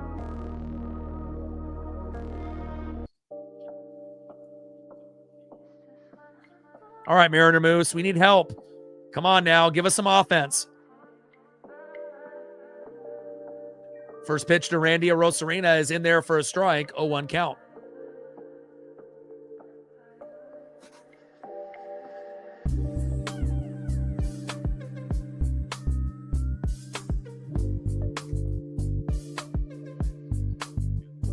One pitch, low and at the knees. 1 ball and 1 strike from Jesus Luzardo to Randy Arozarena. 1-1 pitch, low and at the knees, does not go around with the check swing. 2 balls and 1 strike from Luzardo to Orosarena. Come on, Randy. We need some of that Randy Land magic. We saw it in the Cubs series, but we haven't seen it in the Phillies series yet. 2-1 pitch, popped up and out of play. 2 balls and 2 strikes from Jesus Luzardo to Randy Orosarena. And Randy produced one of the best photos all year, obviously, during that Cubs 3-game set. Love it. 2-2 pitch, popped up and out of play. And not only, Randy hitting home runs, but robbing home runs and actually showing hustle running to first base and on ground balls and throwing lasers instead of lobs. And hopefully that'll be a trend for the rest of the season. 2-2 pitch, high and inside. Count now is full. Draw the walk, Randy. Count now is full. 3 balls and 2 strikes from Luzardo to Orosarena.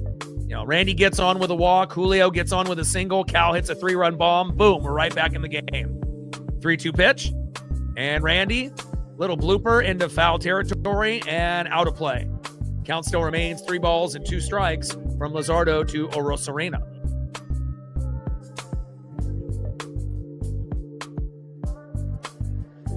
And we got to be patient. We were, not really patient yesterday, and again, we were patient in game 1 and we had a lot of guys pressing, right? Dom, Julio, and Cole, and they finally got it. And then in game 2, a lot of the guys kind of went back to their old ways, heavily aggressively swinging at the first 2 pitches. But Randy Orosarena drawing a walk. Now we need Julio to get a single or double unless he can homer, and then Cal to hit the 3-run bomb. And then we're right back in the game with another 4 or 5 innings to go. And I'm hoping that's what will happen here. We can get, maybe Randy at third, Julio at first with, runners out in the corners, and then Cal Raleigh with a big 3-run jack. Let's go, Julio. First pitch to Julio, in there for a strike. 0-1 count. Looked like a ball to me. And it was a ball. No challenge by Julio. And on deck is the big dumper, Cal Raleigh. 4 home runs in the last 2 games. Throw to first, and Randy is safe.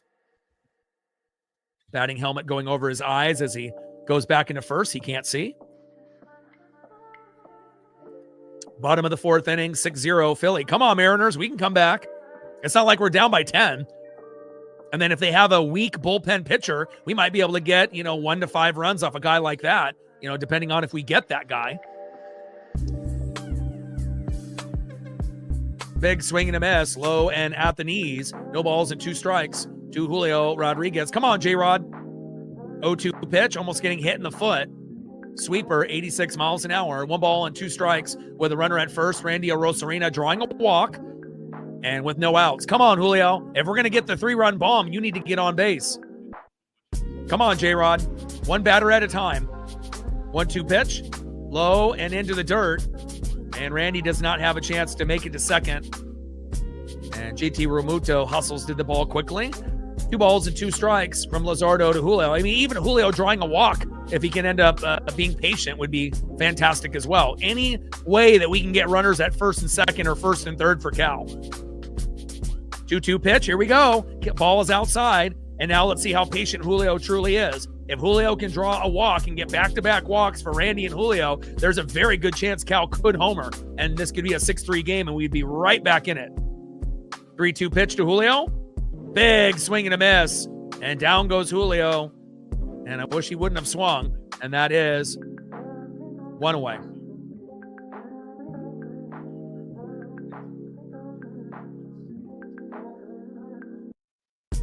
All right, let's go. Time for the big dumper to try to get us to a 6-2 game. DHing today in the 4-hole, Cal Raleigh. And I'm representing Cal, obviously, on the cutoff sleeved hoodie here today.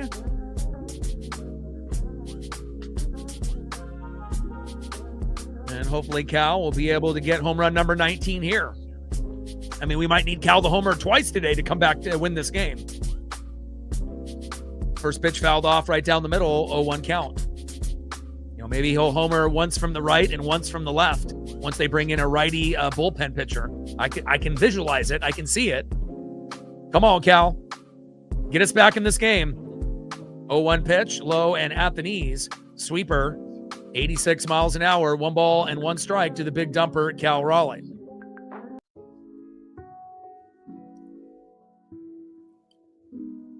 Come on, big dumper. Come on, Cal. 1-1 pitch. Big swing and a miss. Sweeper, 87 miles an hour. Low and at the knees, fooling Cal. 1 ball and 2 strikes with a runner at first with 1 out. Come on, Cal. Single, double, home run, anything to just keep the inning going. But obviously, with his bat being hot in the last 2 games, a home run is really what we need. Come on, Cal. 1-2 pitch. And unfortunately, a swing high and away, missing, and that is 2 away. May have to wait for Cal to homer later in the game. Jesus Luzardo is just wheeling and dealing, and again, if we weren't going against such a good pitcher, maybe Cal would homer, but 11-5 record, ERA at 3.35. He's one of their best. So tough sledding so far. Next up is Patrick Wisdom. Come on, Pat. On deck is JP Crawford. And wild pitch, and Randy is able to get to second base. There we go. That's a good start. All right, Randy walks into second base, and let's see if Wisdom can get a single or double here. And obviously, if Wisdom homers, it would probably be the most unexpected thing ever. But again, you never know what you're going to get out of Patrick Wisdom or Weston Wilson. They're kind of the same player. They're going to get plays once in a while. Obviously, Wisdom doesn't have as much experience as Weston Wilson and was doing well in AAA, but hitting homers in AAA is completely different than hitting it against, top-tier talent in the big leagues. Big swing and a miss. 1 ball and 1 strike to Patrick Wisdom.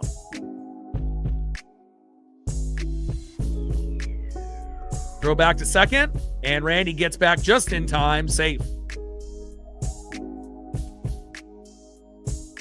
You rocking the Griffey today?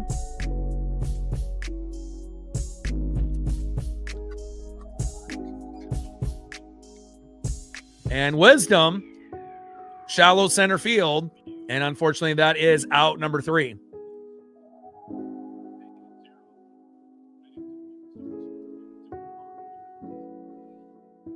End of the 4th inning, 6-0 Philadelphia. Come on, Mariners. We need to get on the board. Let's go to the top of the 5th and see who's up next here for the Phillies. Next up for the Phillies, 2 for 2 with 2 runs and 3 RBIs, Kyle Schwarber. Batting second, 0 for 2 with 2 Ks, Trey Turner. And batting third, 1 for 2 with a run and 2 RBIs, Bryce Harper. Trident's up. Let's go, M's.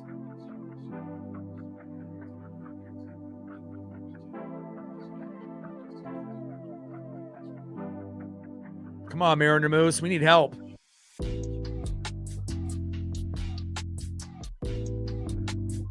Shout out to our female audience, our new subs, our regulars, our mods, everyone watching in the United States, Canada, Mexico, South America, Asia, and beyond. 70 subs to go to 24,700, 370 to 25,000, 6.2 to 6.3 million views. Next goal will be 7 million views.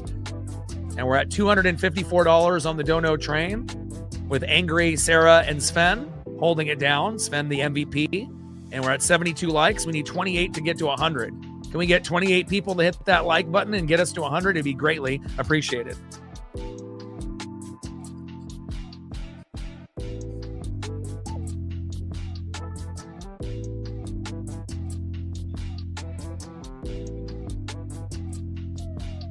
And we're at 256 all day on the Dono train.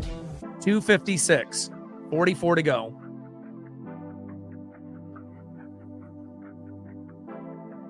And it's always fantastic when you can get someone to go above and beyond like Sven, dropping $50, $100, $200 donos, pretty frequently as of late. And, it really does make a big difference for me and Paisley. So that's awesome. I ended up, giving away a gray Griffey jersey to my best friend, Justin, and again, anytime you can end up, getting a jersey as a gift, obviously it's a fantastic thing, and he's got a Griffey from me. He's got All-Star Julio jersey when the All-Star game was in Seattle, which I don't have, and he got one with his dad. A little jealous, and obviously has a Julio in the cream, which I don't have. A little jealous of that as well. But I got a gray Griffey, from back in the day, sewn. I got the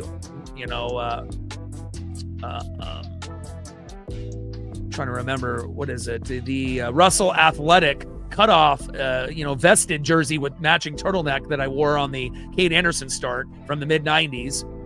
That's one of my favorites, and then obviously the City Connect Cal Raleigh, which you can't find any City Connect jerseys on the MLB shop. So if you do have a City Connect jersey of any player, Julio or Cal, extremely rare. They don't even offer them this season. They're not available. 0-2 pitch, you can only get them at the ballpark. Slow dribbler, toe tap on the bag, and that is one away. Down goes Schwarber. But I think my next jersey obviously will be Cole Young and then Cade Anderson, but I don't want screen print. I want to get a sewn version. But I think teal jersey would be my next, and then maybe the away blue after that. I don't have any of the away blue, maybe away blue Cade Anderson, and then maybe the teal Cole Young, but they haven't made them yet. All they have is a screen print white Cade Anderson and Cole Young, and I don't want to spend $150 on a screen print when I can pay $175 or $200 and get a sewn jersey. So, screen print $150, $175 if you want it sewn on the front, screen print on the back, and then $200 if it's sewn on the front and the back. But again, a lot of those sewn versions are not available for a lot of the players. Only Julio and Cal for the most part. So, and then they made a Randy All-Star, away blue jersey this season, but it's pretty hard to find, sewn jerseys, as far as the current Mariner roster, but hopefully they'll make more next season for Young and Cade Anderson, because eventually those guys will, start moving up the ranks, and Cole Young hopefully will be the all-star starter or reserve next year. So hopefully we'll have more Cole Young options, and then Cade Anderson hopefully will have more options as well. 1-2 pitch, low and out the knees, because those will be the next two that I buy, Cole Young and then Cade Anderson. Definitely want to add those to the collection. And then once those get done, then maybe an Ichiro or Randy Johnson. And I don't have an Edgar either. So Ichiro, Randy, and Edgar would be on the list down the road as well. Count now is full for Jose Ferrer, who entered the game. 3 balls and 2 strikes to Trey Turner. 3-2 pitch. Little dribbler up the middle, Rodden. Throw to Wisdom, and that is 2 away. Oh, you got a dark blue one? You got a dark blue Griffey? Oh, I'm jealous. That's awesome. Is it screen print or sewn? Because a lot of, jerseys with baseball, sometimes they're only sewn on the front and not on the back. And then obviously some have patches, on the arms, and some don't and whatnot. But that's awesome. First pitch inside. 1-0 count to Bryce Harper. Come on, Jose.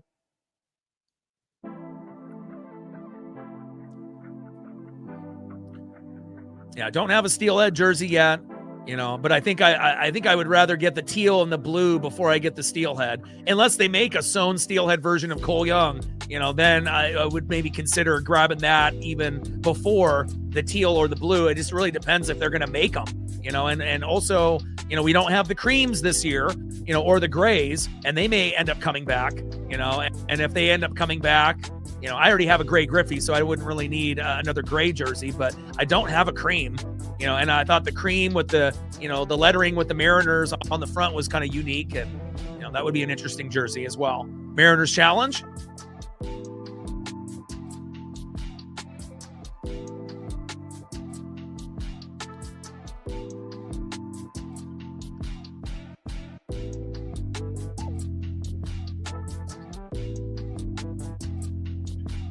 So what are we going here? What they're talking about, a 1-1 count or an 0-2 count here?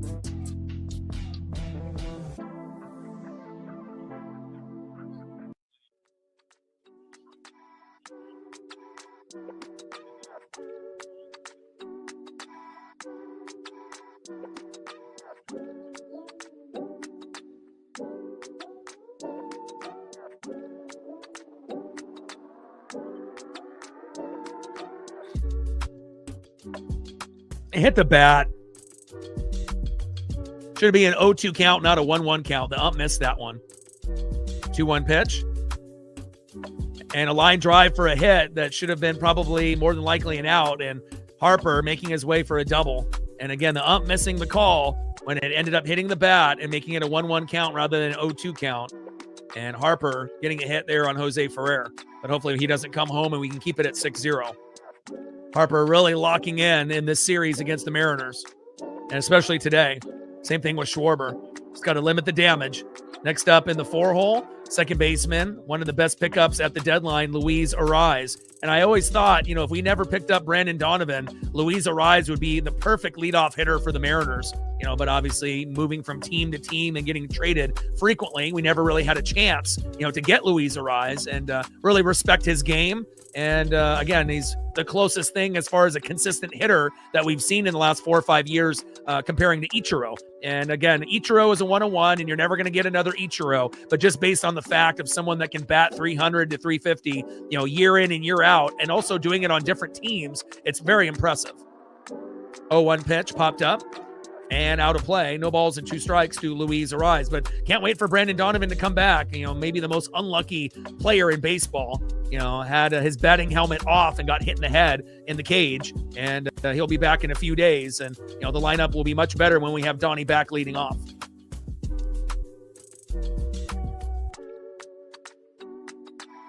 Oh-2 pitch. And a little foul tip there by Arise. No balls and 2 strikes from Ferrer to Arise. Fully sewn. Yeah, if you have Instagram or Twitter/X, you can follow me there, and I'll follow you back, and you can send the photo there.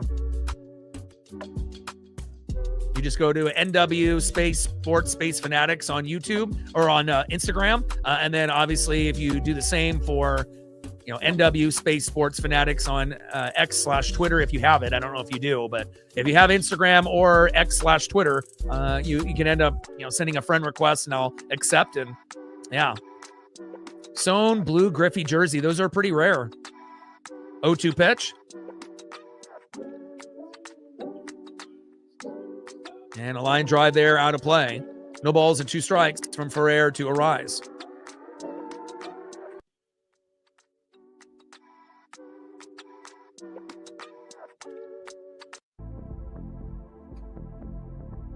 Oh-2 pitch, and a little dribbler towards third. Rodden is there, and out number 3. Good job. Even after the ump missing that foul tip on the bat, nothing comes home, and we're still at 6-0. But we got to get our first hit of the game. Let's get going, and again, if we can just get it to 6-3 by the 8th, we'll have a chance.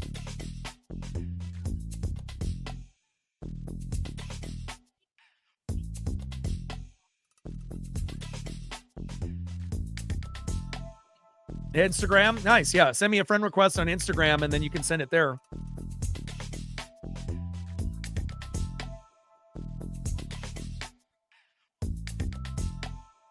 Sounds like you got a good friend that is someone that's willing to give you a jersey.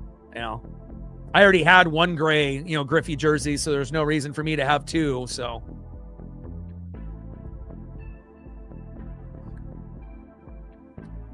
All right, next up for the Mariners in the 6th hole, shortstop J.P. Crawford. Let's see if we can get J.P. with a walk or a single or double or an unexpected home run. Batting second, 0 for 1. In the 7th hole, third baseman Weston Wilson. Let's go, Weston. And batting third, 0 for 0 with a walk. Catcher in the 8th hole, Johnny Batflip Pareda.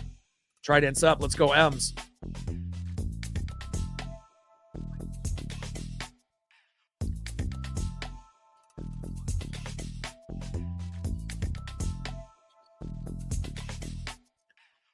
$70 subs to go to 24,700, 370 to 25,000. I'm really looking forward to hitting 25,000 on the channel. It's been something I've been shooting for quite some time. And then obviously once we hit that goal, then 30,000, 35, 40, 45, and 50. And then long-term goals of 75,000 and 100,000 subs. We're at 79 likes. We need 21 to get to 100. Can we get 21 people to smash that like button, please? Once we get to 100, it's kind of smooth sailing from there. And then get more recommendations for people that are looking for Phillies, Mariners, or MLB. And also, it doesn't help just people looking for it in America. Also in Canada, Mexico, South America, Asia, and beyond. People in New Zealand and Australia. You'd be really shocked on how many countries watch this channel. I sure, as hell was when I look at the stats every day. I can see what age group is watching, and we're getting great views from every age group, from kids to middle age, and obviously with the seniors on top of male and female. Numbers have gone up, as well as people all over the globe. I mean, I would have been happy with just the United States, but to know that we're global is awesome. 2-0 pitch to JP, high and away on the line with a sinker, 93 miles an hour. Count now is 2 balls and 1 strike to JP Crawford.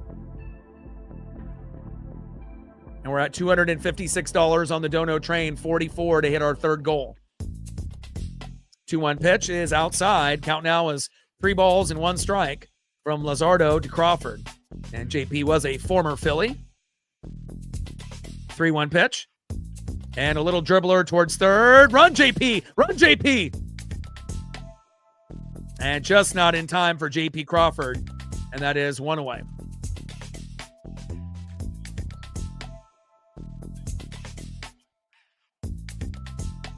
Next up in the 7-hole, third baseman Weston Wilson. On deck is Johnny Batflip Parade. Come on, Mariners. Seattle's challenging. Let's see if JP is safe.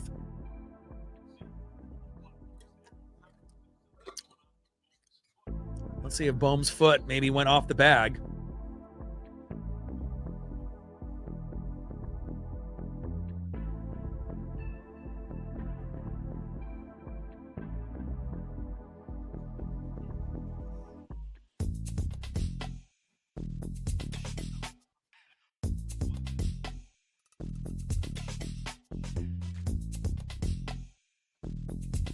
JP might be safe.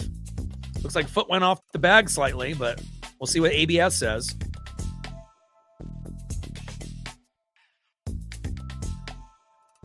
Good hustle by JP.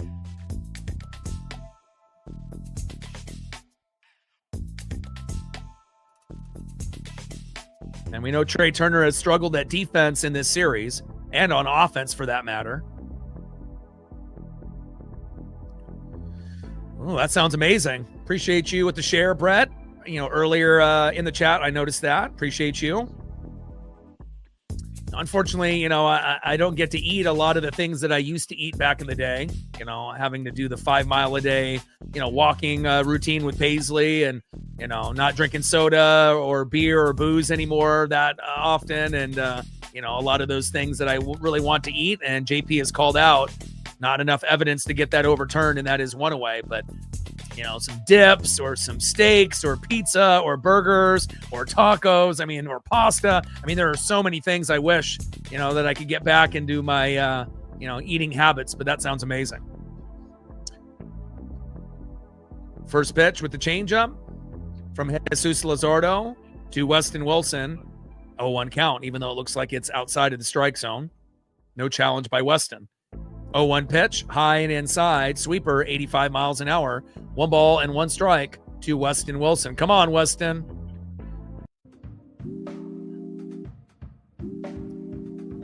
One pitch, big swing and a miss. Sweeper, 84 miles an hour. 1 ball and 2 strikes from Luzardo to Weston Wilson. And once we get Luzardo out, maybe that's when we can rally. But, you know, we got to make sure we have a run or 2 on the board at that point, you know, rather than having to try to make up 6. You know, making up 3 or 4 would be more preferred. 1-2 pitch, big swing and a miss. But it does show you how important Josh Naylor, Cole Young, Dominic Canzone are to this team, as well as no access to Luke Raley. You know, obviously with season-ending surgery. Same thing with Colt Emerson.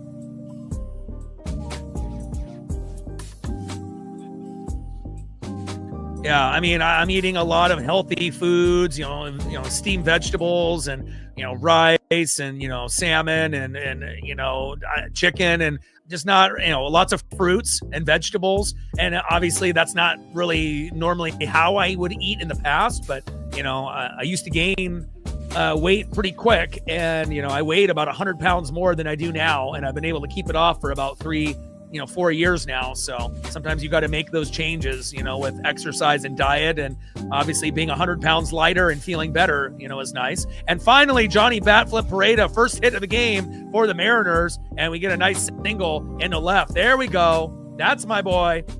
Nice job, Johnny. And Johnny gets us going. Now let's see if Brock Rodden can knock him in. Brock Rodden in the box, Taylor Ward on deck. And then again, if we can get this game to 6-3, we might see Dom Naylor and Cole Young at the end of the game, you know, for a couple at bats, but only if we get there. If we're down 6-0, those guys are not going to come in, more than likely. You know, but if we can get it to 6-3, 6-4, then there will be a chance that we may see one or all 3 of those guys late in the game. 0-1 pitch to Rodden, low and at the knees. 1 ball and 1 strike from Luzardo to Rodden.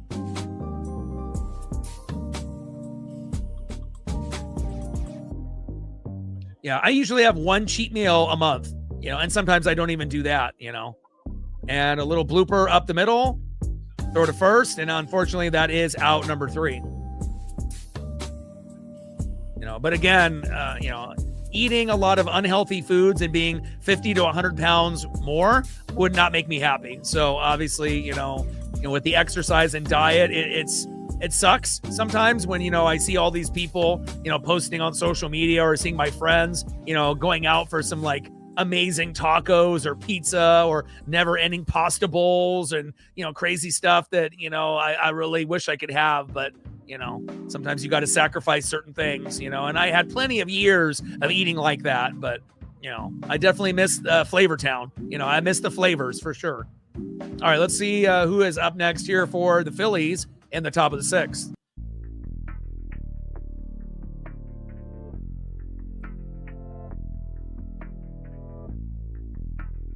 Next up for the Phillies, 0 for 2 with 2 Ks, first baseman in the 5-hole, Alec Bohm. Batting second, 1 for 2 with a run, third baseman in the 6-hole, Bryson Stott. And batting third, 0 for 1 with a run and a base on ball, left fielder in the 7-hole, Brandon Marsh. Trident's up, let's go M's. And I think it's one of those things, when you end up partying all the time, and then if you end up being sober and you make lifestyle changes, whether that's cutting out, alcohol, just beer or beer and liquor. Because I used to drink beer and liquor like almost every day. And then now I don't really drink it at all, and I don't miss it. I never really was addicted to alcohol, thank God. It was just kind of one of those things that, just would drink with friends or just would, drink to drink, and whatnot. But I don't miss it, and whatnot. But if I were to have like a drink a month or a couple, it's not like going to put me in a bad loop, but it's not something I crave.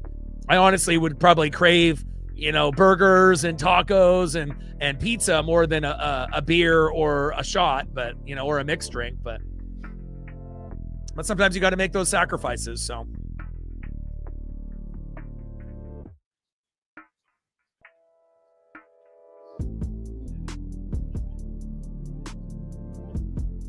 Yeah. Did you send me a friend request on Instagram?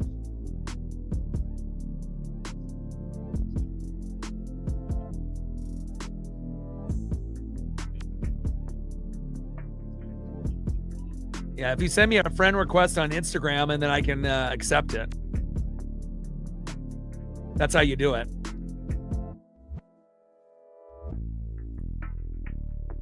Yeah, unfortunately, if I'm going to have pizza, I'm not going to go for a healthy pizza. I'm going to go for like a round table pizza that has everything. I like, the pepperoni, sausage, onion, green pepper, mushroom, olive, everything, like the King Arthur.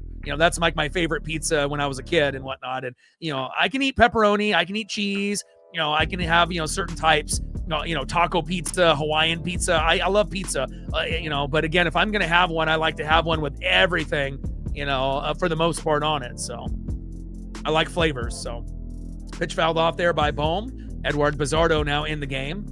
No balls and 2 strikes from Bizzardo to Bohm. Yeah, and again, it's nice to not see our AAA guys come in so that way we don't lose 20-0. So, yeah, it just kind of depends on, pasta in general. I love spaghetti and meatballs, so. And a line drive hit right up the middle. I got a really good restaurant that's probably about 30-40 minutes away from me that once a year, I'll order, a spaghetti and meatball, get an extra meatball, and the meatballs are like humongous, and I get 3 of them, and then, a couple things of bread and whatnot, and, it ends up being kind of expensive, but I mean, if I only do it once a year, it's not a big deal, but but again, if I'm going to do pizza or if I'm going to do pasta, I'm going to go big. I'm not going to kind of halfway it, especially if I'm only going to have it a couple times a year.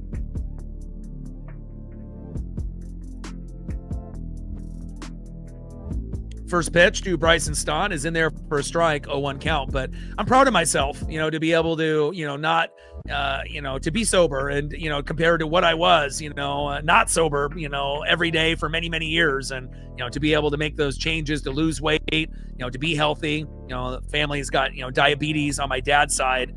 So obviously knowing that, getting my weight, down and eating healthy and exercising is definitely huge, not only for me, but, for the family as well. 1-1 pitch, big swing and a miss with the sweeper, 83 miles an hour there by Edward Bizzardo. 1 ball and 2 strikes with a runner at first with no outs, top of the 6-0 Philly. But to be, 280, 290, and now I'm 195 to 200, it's a huge difference, on my, not only my mental health, but my physical, health in my body and whatnot. So.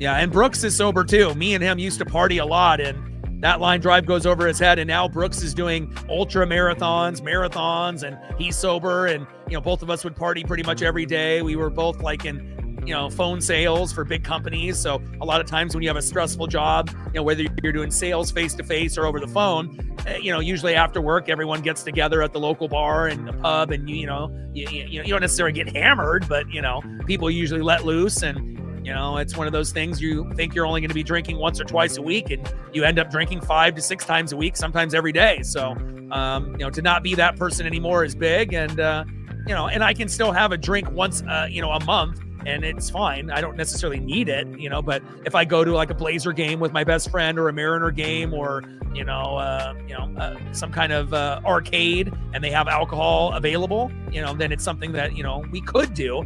But usually I respect my friend to the point where if he's not drinking, I'm not drinking, so it's one of those things. It's, mutual respect. So, but if he's going to have a drink, then I'll have one, so, but I don't really crave it or need it.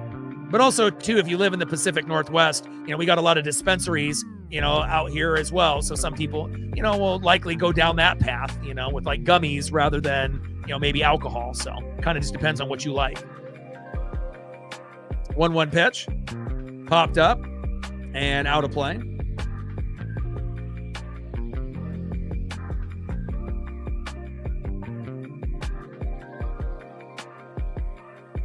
Okay, let me see if I can find you here. What's your hold on, give me 1 sec here. Okay, I got you, and I followed you back. All right, Jim, now you should be able to send me a message there. You just needed me to actually accept a friend request, and I got your photo. You got a nice, handsome photo there in the profile pic. I see you, Jim. And then now you should be able to send the chat, and then you just select the photo, and then you can send that. So for your Griffey jersey. Next up is JT Realmuto. Runners at first and second with 1 out. First pitch with a big swing and a miss right down the middle, 0-1 count.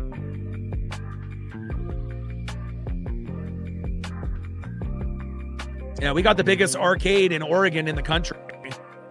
It's got like 600, 700, 800 games. It's like a warehouse. And then we got ground control in downtown. That's, 2 levels, which is cool. And, so it just kind of depends on, and it's not just pinball, it's newer games, older games from the 80s and 90s and the 2000s. So.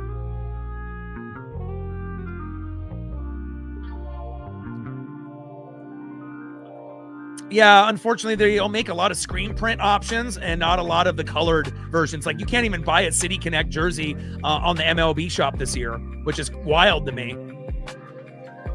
And they don't really have a lot of teals except for Cal Raleigh, which may or may not be available in your size. And then they don't really have any of the Steelhead jerseys available besides Cal Raleigh, in limited sizes and whatnot. Like, they need to start making more Cole Young and Kate Anderson jerseys. I want to see a teal and a blue, and for whatever weird reason, they made a Colt Emerson sewn jersey before Cole Young. Make that make sense. That didn't make any sense to me whatsoever,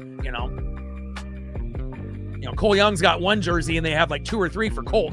Doesn't make any sense. And they have a Kate Anderson screen print white, but again, I want to get a teal jersey next, but sewn, and then a blue probably after that. But I did see a guy selling a used 2001 All-Star blue sewn Brett Boone jersey throw to first, slow dribbler, and that is out number 3. We leave 2 stranded. Good job there by Bizzardo. And I've rarely seen the guy is selling a Griffey gray, but I already have one, sewn jersey. He's got a Jay Buhner gray sewn jersey, which is pretty cool, but I already have a gray Griffey, and that's sewn also. And then he's selling a 2001 All-Star patch on the sleeve, blue Brett Boone jersey from the All-Star game, and it's sewn. And I was like, ooh, that's kind of cool. Very rare. I've never seen one before. But again, do I really want to spend, $100, $110, and I could probably talk him down, for like 90 and get that. But again, if I'm going to get a blue jersey, I think I'd rather use that money towards Cole Young and Cade Anderson. But again, you don't really see a lot of Buners and Boones,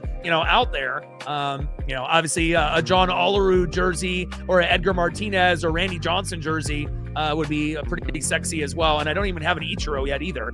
So there's a few other guys that I would, like, but just the simple fact that it's got the All-Star patch on it and it's sewn and it's Brett Boone, kind of cool. It's a very rare jersey, but I'm not rich, so. All right, let's go to the bottom of the 6th inning and see if we can get on the board. And hopefully Jesus Luzardo will end up exiting the game, so.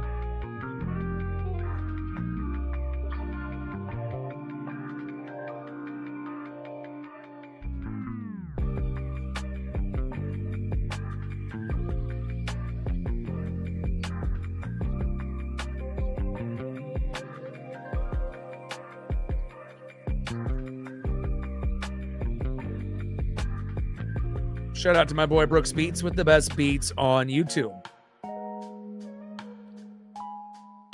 All right, Mariners, we got to get on the board. Next up, 0 for 2, right fielder Taylor Ward. Batting second, 0 for 1 with a walk, left fielder Randy Orosarina. Sweet photo. And batting third, 0 for 2 with a K, center fielder Julio Rodriguez. Let's go, J-Rod.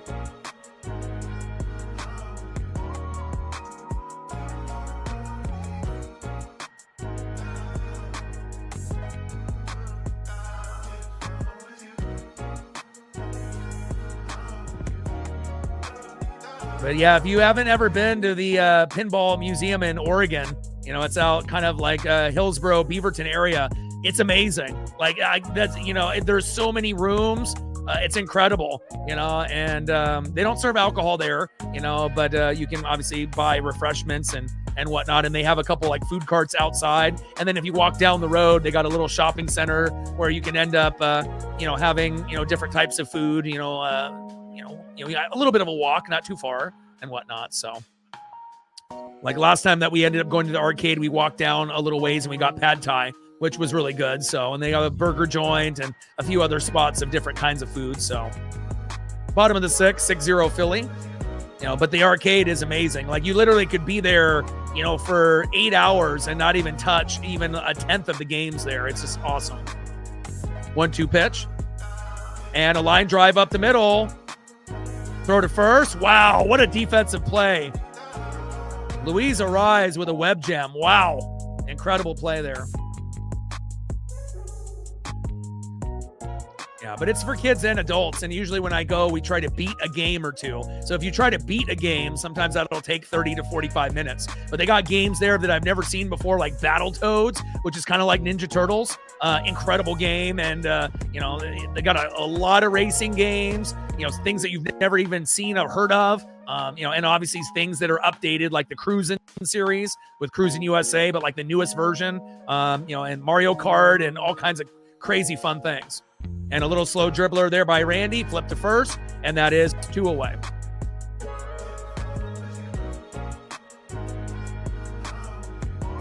Next up is Julio Rodriguez. On deck is the big dumper, Cal Raleigh. And hopefully we'll get Luzardo out of the game. He's at 81 pitches, so he'll probably go one more inning, I would assume. Come on, Julio. First pitch into Julio is a strike, 0-1 count.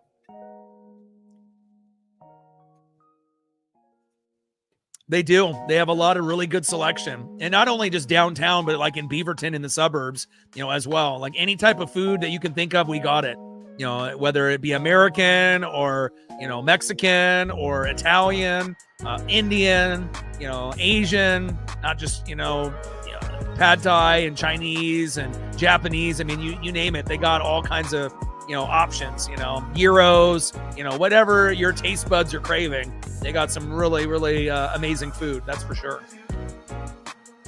And obviously a lot of that, food cart scene started, and kind of exploded, in the United States. But one of the, early, locations was here in Oregon. Line drive to third, throw to first, and that is out number 3.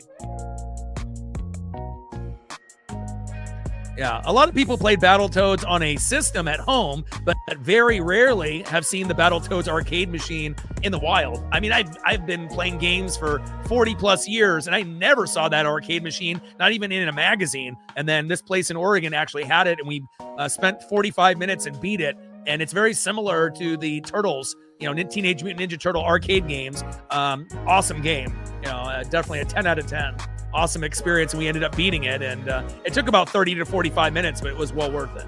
All right, let's go to the top of the 7th inning and see who's next up for Philadelphia. Next up for the Phillies, 2 for 3 with 2 runs with 3 RBIs, Kyle Schwarber. Batting second, 0 for 3 with 2 Ks, shortstop Trey Turner. And batting third, 2 for 3 with a run with 2 RBIs, Bryce Harper. Trident's up, let's go M's. Let's not get shut out, baby. Let's go.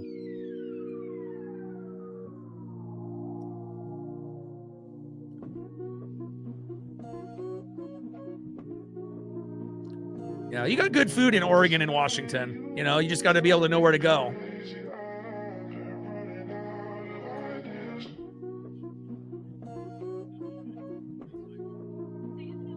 Like, I really like Sisters and Brothers in Seattle. Every time we go to Seattle for a Mariner game, we go there for the Nashville hot chicken, and they got a bunch of toys and collector memorabilia all over the walls and whatnot. And again, it just kind of depends on the type of food. I don't need to have chicken so hot that I'm sweating and I'm in pain and whatnot. But, I do like to go to Flavor Town, and I like to experience different types of food. But, I definitely, love Sisters and Brothers. And if you haven't been to Sisters and Brothers, I highly recommend it, especially if you do like chicken, let alone Nashville hot chicken.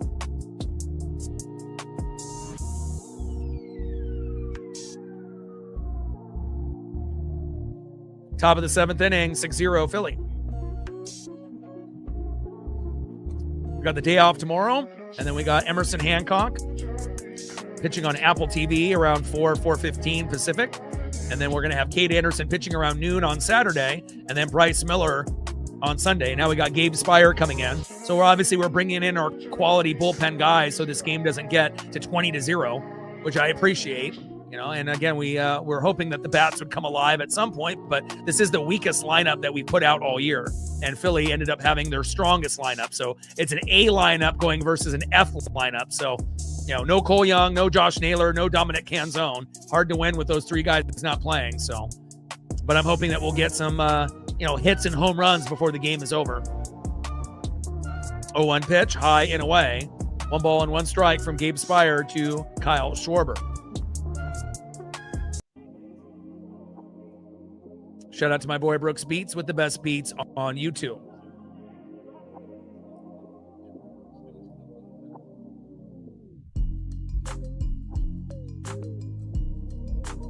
One pitch in there for a strike. 1 ball and 2 strikes with nobody on and no outs. Top of the 7th, 6-0 Philadelphia. Big swing and a miss. Down goes Schwarber. Nice punch out there for Gabe. And that is 1 away.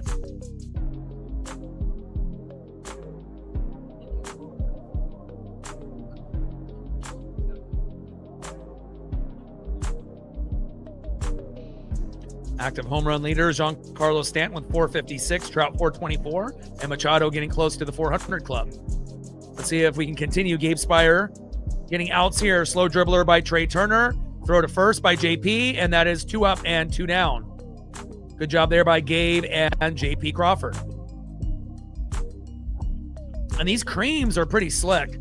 A little bit, maybe a little bit more eye appealing than the steelhead jerseys. And, gives you something a little bit different than the white as well. They need to bring those back.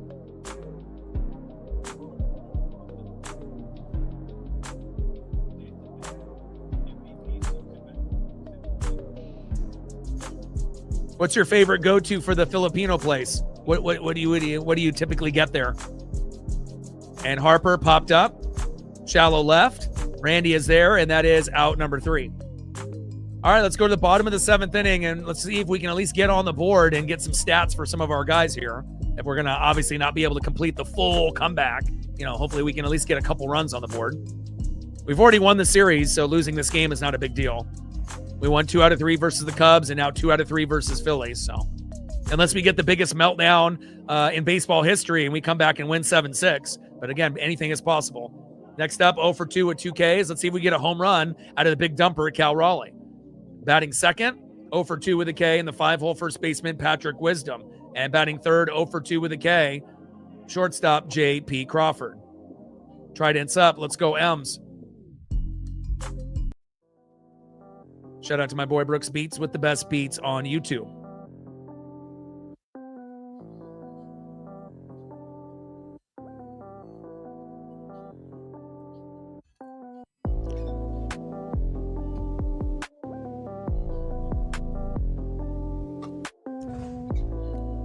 Sounds good. I've had it in the past, but not in quite some time. Few years. Oh, Simpsons arcade game is great. Me and my buddy will play that, and we'll beat it. We beat it once with Homer and Bart, and then the next time with Marge and Lisa. Fun game. Any Turtles, Simpsons, Battletoads, side-scrolling, games like that, obviously are fantastic. A lot of fun. Sunset Riders, fantastic game, for 2 players. G.I. Joe, the arcade game, awesome. And again, it just kind of depends on, what the place has. And also I love NBA Hang Time and NFL Blitz. I love playing games like that, racing games. I like Hydro Thunder a lot too. Hydro Thunder is one of my favorites, when you're like on that hovercraft in the water and whatnot. I feel like that one feels really realistic when you're, in the arcade machine itself. And then there's a few Star Wars games that are pretty top tier as well. So first pitch, high and inside, 1-0 count.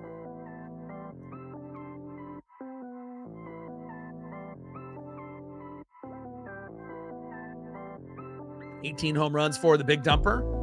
2 more to 20. 1-0 pitch, fouled off and out of play. 1 ball and 1 strike from Jesus Luzardo to Cal Raleigh. Should be the last inning for Luzardo, and obviously he's been electric. And Wu gave up, 6 runs in the first 2 innings and was clean after that.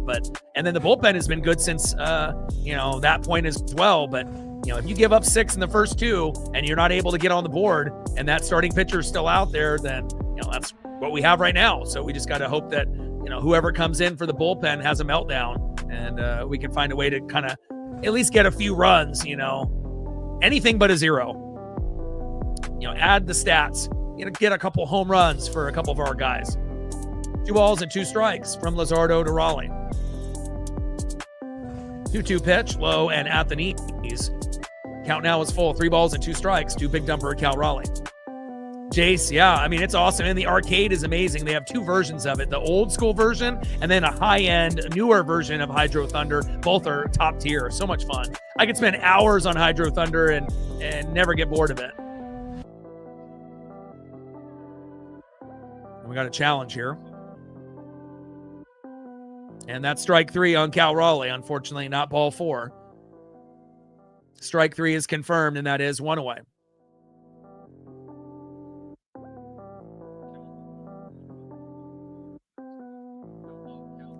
Next up is Patrick Wisdom. On deck is J.P. Crawford.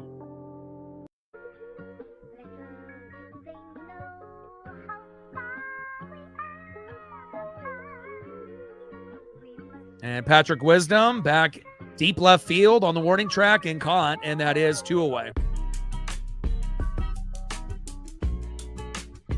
Next up in the 6-hole, shortstop J.P. Crawford.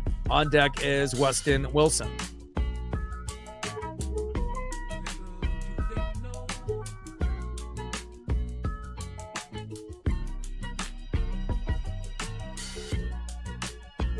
Yeah, anything contra is ridiculous.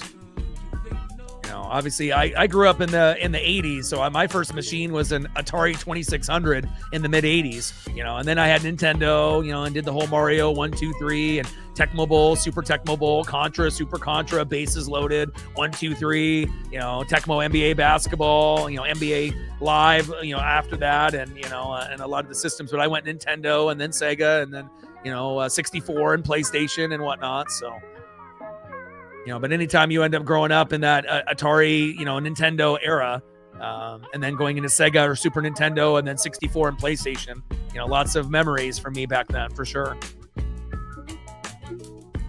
Pitch fouled off and out of play. 1 ball and 2 strikes from Luzardo to Crawford. And obviously there wasn't a lot of great games for the Atari 2600. Jungle Hunt was one of the games I remember the most, but once it went to Nintendo, that's where things really opened up. And then when we went to Sega and Super Nintendo, then it was like, wow, better graphics, games are funner in the Street Fighter, Mortal Kombat era. And then, after going that, then the 64, that was like, wow, GoldenEye, this is insane. And all the wrestling games, WrestleMania 2000 and No Mercy and all the amazing games on 64. And then PlayStation really broke it out of the water. And I was the first one at my school to get a PlayStation. And, endless memories with that system for sure. Pitches low and away. Count now is full. 3 balls and 2 strikes from Luzardo to Crawford. 3-2 pitch, and JP forcing the walk.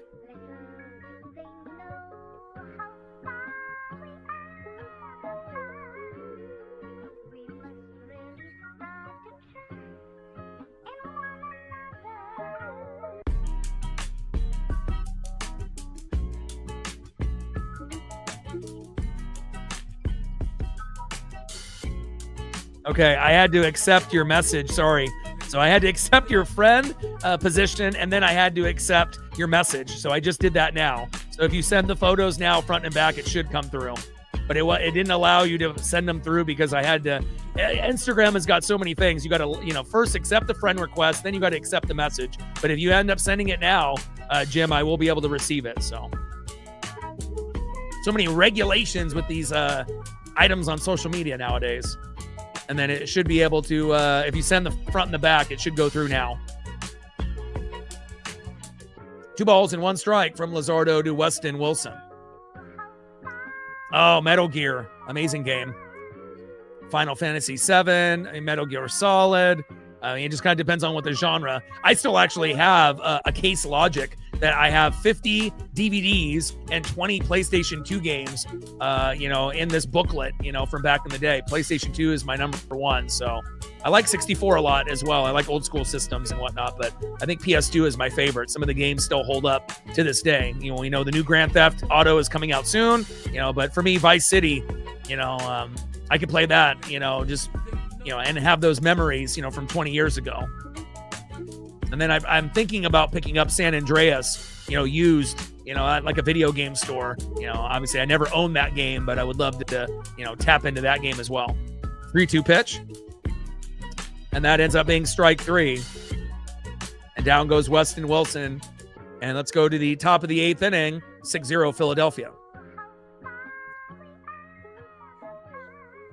Hard driving. I don't know. I played RC Pro-Am and a bunch of other games back in the day. Road Rash with the weapons and whatnot. And then obviously Gran Turismo still holds up to this day. Old school games like that. Ridge Racer.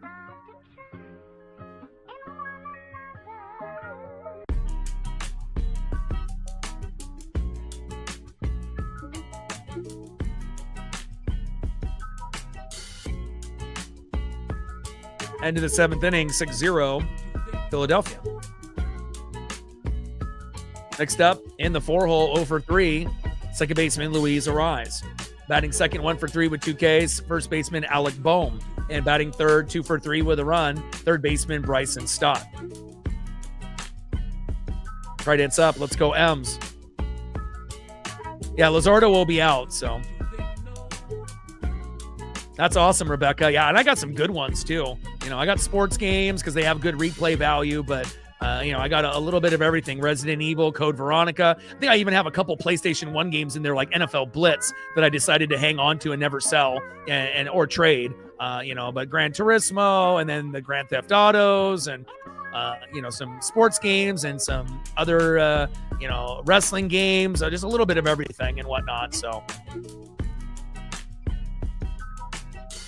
but again, I know obviously Xbox and PS5 are like the hot thing, but I definitely enjoy PS2 and 64 a lot. And then if I was going to go back and pick up a system, like an old throwback system, the one system that I regret selling is my Dreamcast. I wish I still had my Dreamcast. They got a fishing game on there that's got like the where you can actually use like kind of the mini fishing pole, and they have a couple fishing games on there. I'm not really into fishing, but that game is awesome. It's like arcade style, and you can see underneath the water with the fish and battle, and it's like kind of an arcade style type of game. I definitely would end up buying the mini pole, and obviously with the games, I would buy that. They got some good quality titles on the Dreamcast. Definitely down the road, that will be the throwback system that I invest in. They got a lot of sleeper games on the Dreamcast. And I actually wish that Sega was still in the running, with PlayStation and Nintendo with the Switch and obviously Xbox. I wish Sega was still, doing their thing, because I would support them for sure. A big part of my childhood with the Sega Genesis. So, and I had the Game Gear as well. So, first pitch to Luis Arise, takes a strike looking, 0-1 count. 0-1 pitch in there for another strike. No balls and 2 strikes to Luis Arise. Street on the PS2. That's one of my titles I still got. Still got on my memory card with all my saved progress as well. It's wild because I ended up like looking to see my files, and some of the stuff, is from, like 2000, like 25, 6 years ago, still on there, pretty cool. No balls and 2 strikes from Carlos Vargas to Luis Arise. 0-2 pitch, and that goes past Paredes' glove behind the plate. 1 ball and 2 strikes from Vargas to Arise.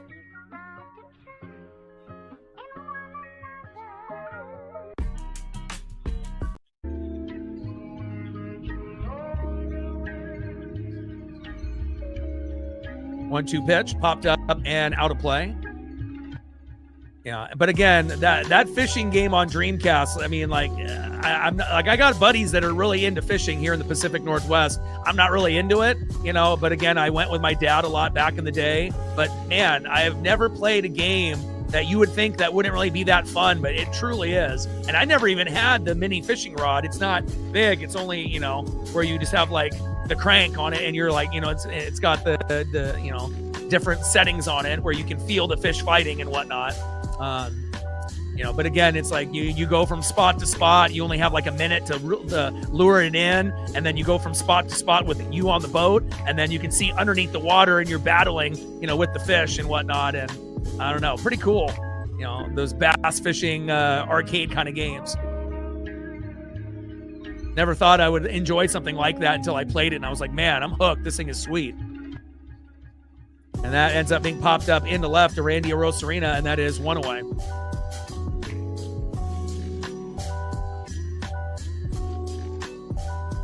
Yeah. I mean, I've seen some stuff on eBay, for some of those. But definitely I want to be able, to get that, to have those memories that I did, 25 years ago. Because, I mean, I didn't even have the actual pole control, and I thought it was awesome. I was like, this is awesome. I could sit there for hours and play that game. And there's a couple of them, too. And there's also a lot of other kind of like sleeper games on that system, too. 0-1 pitch, popped up and out of play. No balls and 2 strikes from Vargas to Bohm. But again, with the time that I spend reading and doing film study, this channel and Paisley and all the shows that I watch and the reading I do, I don't really have a lot of extra time to play video games. But when I was younger, I used to. I mean, and that is 2 away. Down he goes. Down goes Alex Bohm. Great job. Alec Bohm, excuse me. Great job there by Carlos Vargas, and that is 2 away. But back when I was younger, I would be playing 5, 6, 7, 8, 9, 10 hours in a day.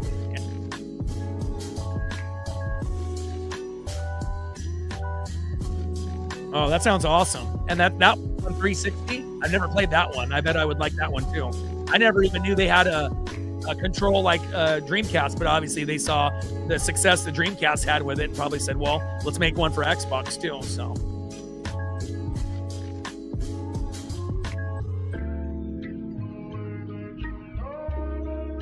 And I've only had Xbox once, but it got the red eye, and I never invested in Xbox products ever again. I had Call of Duty and Gears of War, NCAA football and some like really fun games. I was like, wow, Xbox is cool, but until I got the red eye, and I only had the system for like 6 to 9 months. And, then I kind of, just gave up on that. It's like, I got to stick with PlayStation because I know it's going to work, but I miss playing Xbox, the old school. 1 ball and 2 strikes from Vargas to Stott. 1-2 pitch, popped up and out of play.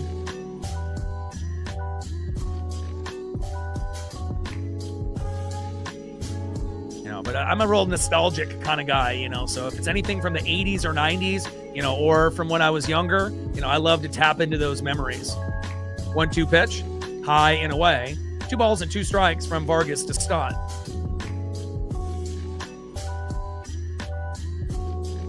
Yeah. Oh, dude, that sounds awesome. Same thing with the one on Dreamcast. There's like 2 or 3 fishing games on there, and they're arcade style. They're very cool. Good graphics too. And it's fast paced, so it's fun. You don't have very much time to be able to lure it in, and then you go from spot to spot and, level to level, and the graphics are cool, and just being able to see the, underwater view. I mean, whoever decided to make those games, they made them the right way.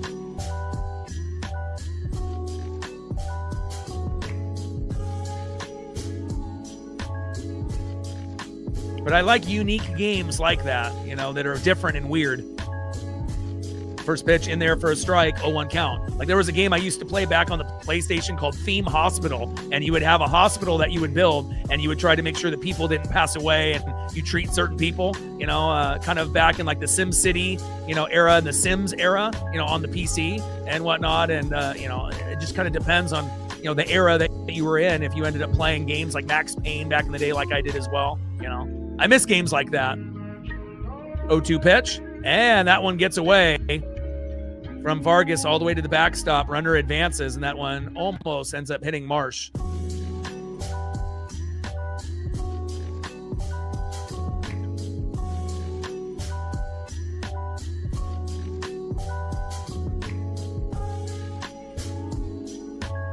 Vargas on the mound, Brandon Marsh in the box.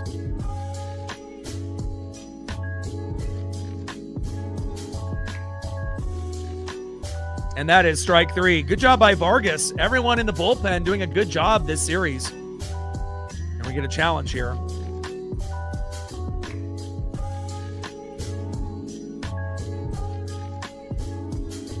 Oh, that sounds cool.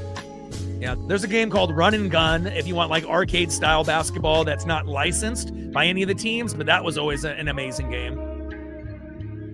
And then they have like different, I usually, when I play pinball, I look for like the Stranger Things and, Terminator 2. Like I look for kind of like random ones and popular ones, based on, whatever it is. The place in Oregon has got the biggest, arcade in the country, and it's got hundreds and hundreds, of pinball machines from the 70s and 80s and even the 90s and current.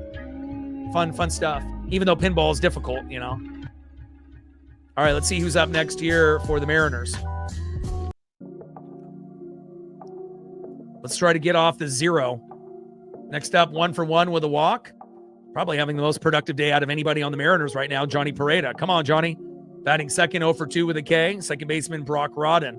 And batting third, 0 for 3, right fielder, Taylor Ward. Come on, Mariners. We got to get to at least 1 or 2 before this game is over.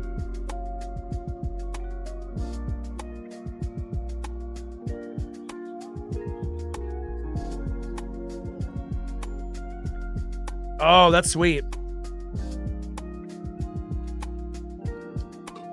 Yeah, and all the toys and memorabilia they have on the walls, there as well. It's just incredible to be able to go to places like that. Again, Sisters and Brothers has like toys on the walls and collectibles when you go get that Nashville hot chicken in Seattle. But next level, gosh, the amount of money that they have invested in that place is insane. I mean, they have millions of dollars worth of, not only games, but also collectibles all over the walls and whatnot. And the gift shop is pretty cool right in the front where you can actually buy, some overpriced toys if you want, and little collectibles and whatnot. But it's a very cool place. All right, let's go to the bottom of the 8th and see if Johnny Pareda can get going. Hopefully Luzardo is finally out of this game. And he is. And now Maiza is coming in.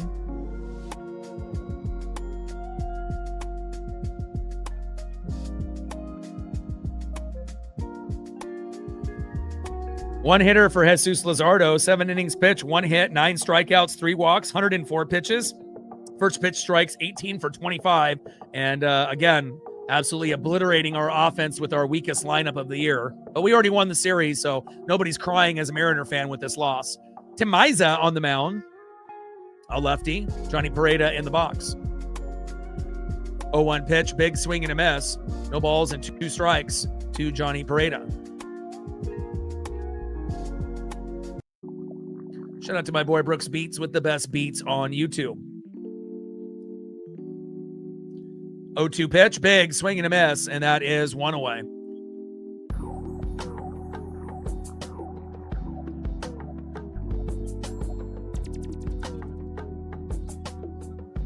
Next up in the 9 hole, second baseman Brock Rodden. On deck is Taylor Ward.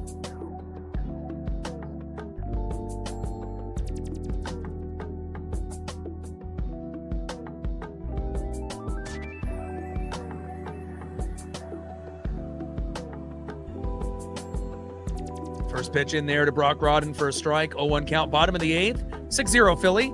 Now, we already won the series in the first 2 games, but I was hoping that we would put up at least a couple runs before this game is over. But Jesus Luzardo, one of the best pitchers for Philadelphia, had an amazing, game. But again, no Dominic Canzone, no Cole Young, no Josh Naylor. And if we have those 3 guys playing, good chance we're at least at 1 right now, maybe 2 or 3, and maybe even more. Who knows, But again, definitely the weakest lineup we've had all year. And, resting guys, I guess, for the Blue Jay matchup. We have the day off tomorrow. So we could have played Cole Young, Dom, and Naylor and, given them the day off tomorrow. But I guess 2 days off, then hopefully those guys will be well rested when we end up playing Toronto, because we got to win 2 out of 3 in Canada. Good take there, low and at the knees. 3 balls and 1 strike to Brock Rodden. 3-1 pitch and a little dribbler towards first base and out of play. Count now is full. 3 balls and 2 strikes from Maiza to Brock Rodden. All day in the building. What's good?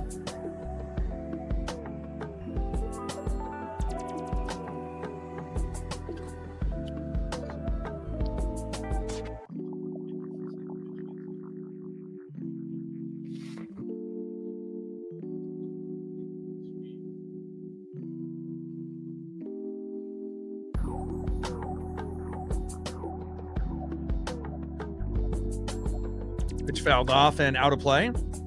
3-2 pitch. Hard hit ball, deep right field, and caught. And that is 2 away.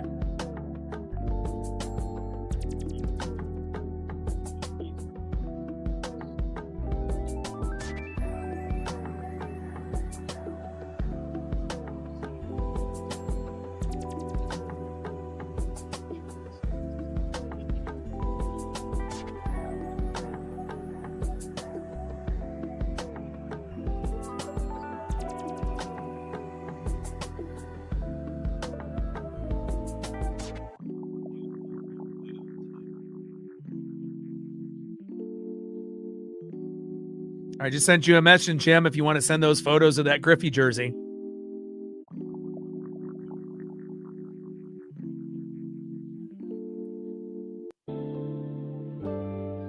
Pitch fouled off and out of play. No balls and 2 strikes from Maiza to Taylor Ward. 0-2 pitch. Low and at the knees. Slider 88 miles an hour. Oh, no worries. And you don't have to send them today. You can always send it whenever you want. No rush. Could be, the next time we stream or whenever you have time. No worries. 1-2 pitch, low and at the knees. I always like being able to see collectibles, that are Seattle Mariner related, or, apparel, especially if it's vintage apparel, from back in the day.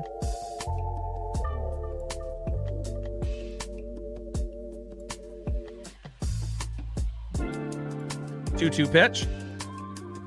And Ward, hard hit ball, deep center, and caught, and that is out number 3. All right, let's go to the top of the 9th inning, and we only are going to have one last chance to be able to put up something on the board, but at least we'll have our best options. We're going to have Randy, Julio, and Cal. And so, that's going to be the best shot that we're going to have to be able to get a home run out of one of those guys. So, and hopefully we will get at least one before the game ends. But if we do get shut out, it's not going to be a big deal.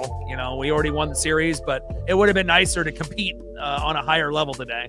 But giving Dom, Cole Young, and Naylor the day off, obviously, and you got to really understand, the lineups. We had lineups like this today back in the day where we would just have like Kyle Seager and Nelson Cruz and like nobody else, and we have to be very thankful, that the Mariners have been able to build the team that we have since 2022. And it's not like we're striking out 15, 20 times a game like we used to, but we also have to be very thankful that this isn't our normal lineup, and it's nice to be able to root for Randy and Julio and Cal, but it shows, you definitely need a lot more talent than that. You need to be able to have a strong 1 through 9 and a good bench as well.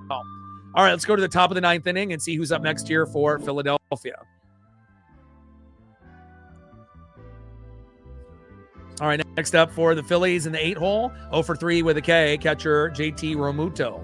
Batting second, 1 for 3 with a run into RBI, center fielder Justin Crawford. And batting third, 2 for 4 with 2 runs, 3 RBIs, and a K. Hit home run number 40, leading the MLB today with a Schwarber bomb. Kyle Schwarber.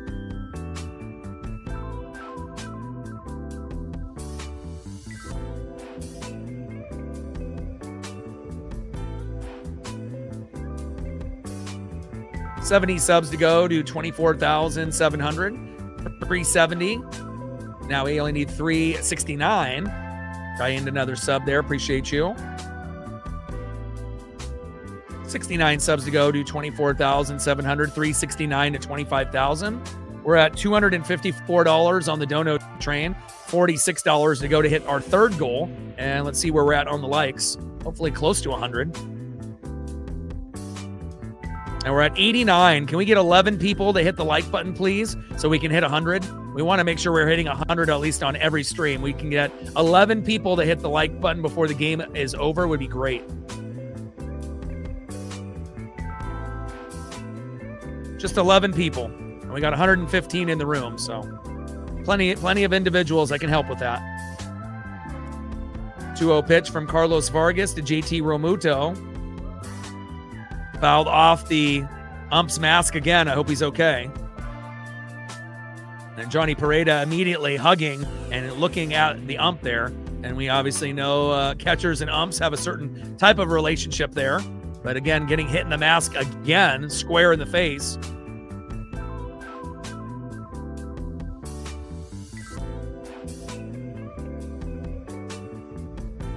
High on the mask and low in the mask, getting hit in the face there.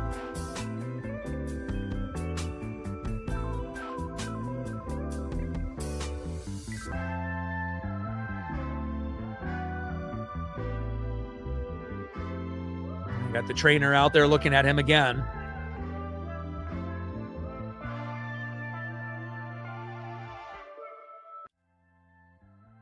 Now, a lot of these umps are super tough as well, but the vibration of that baseball hitting that mask and then vibrating back on your jaw or your nose, obviously I imagine it cannot feel good. But great to be able to see the catchers, Pareda and Realmuto, make sure, that the ump behind home plate is okay there. Getting hit in the face twice today. And it's not like these pitches are coming in at 80 miles an hour. They're coming in at high 90s. So top of the 9th, 6-0 Philadelphia. And remember, we got the day off tomorrow, and we'll be back on Friday with Emerson Hancock on the mound. Apple TV broadcast at 4:15 Pacific, I believe. And then Saturday will be Kate Anderson on Mariners TV around noon Pacific. And then Sunday will be Bryce Miller. And Realmuto with a base knock into left field to Randy Arozarena.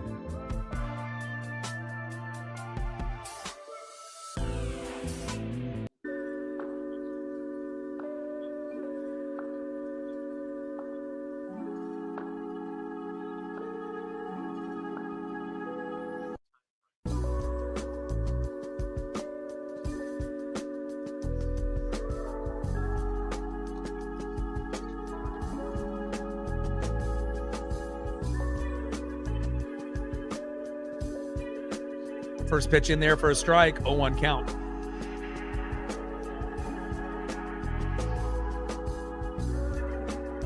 Oh, 1 pitch, slow dribbler. Vargas gets to it. Get it, Vargas. There we go. And that is 1 away. Runner advances to second and safe. JT Realmuto into second.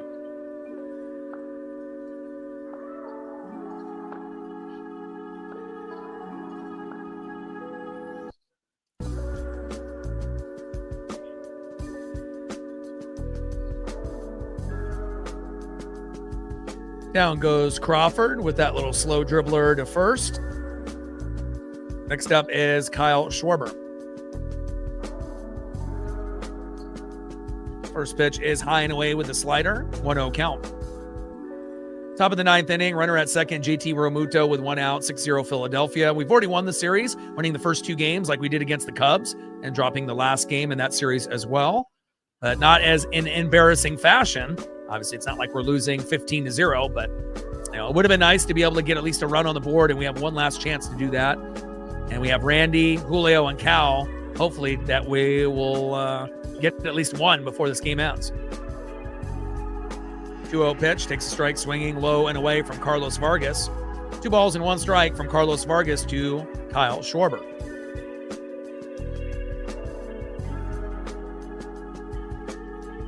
Two-one pitch in there for a strike. 2 balls and 2 strikes from Vargas to Schwarber.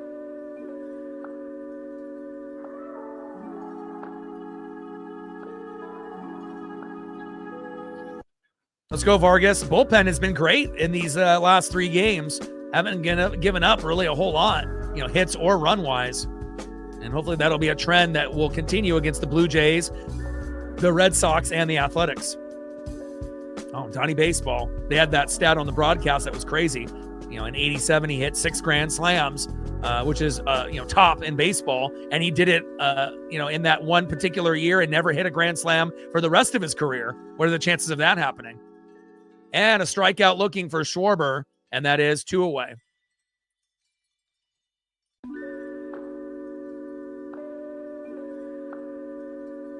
Next up is Trey Turner. First pitch fouled off by Turner, 0-1 count.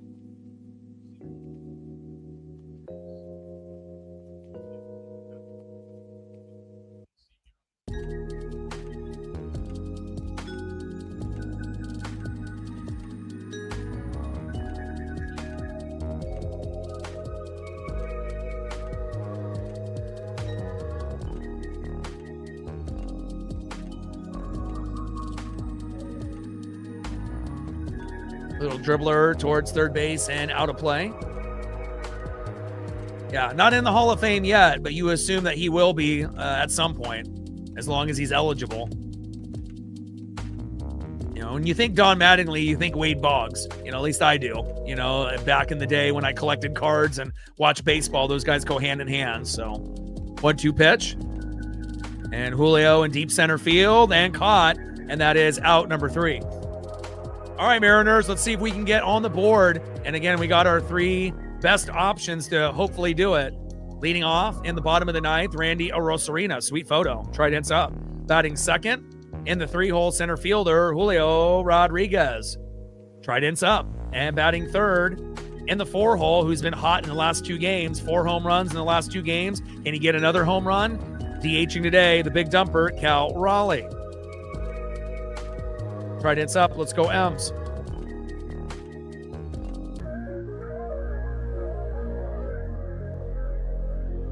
$69 subs to go to 24,700. 369 to get to 25,000.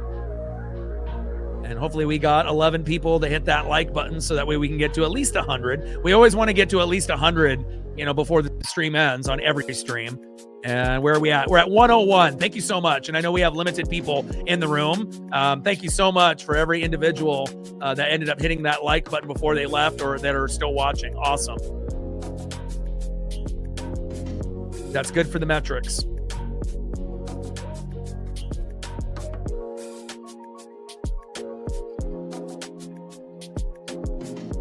$24 more to get to 125.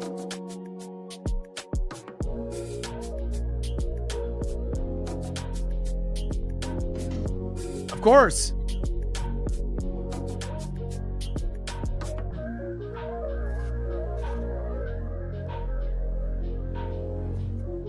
It's my new favorite thing, sleeveless hoodies. Got to.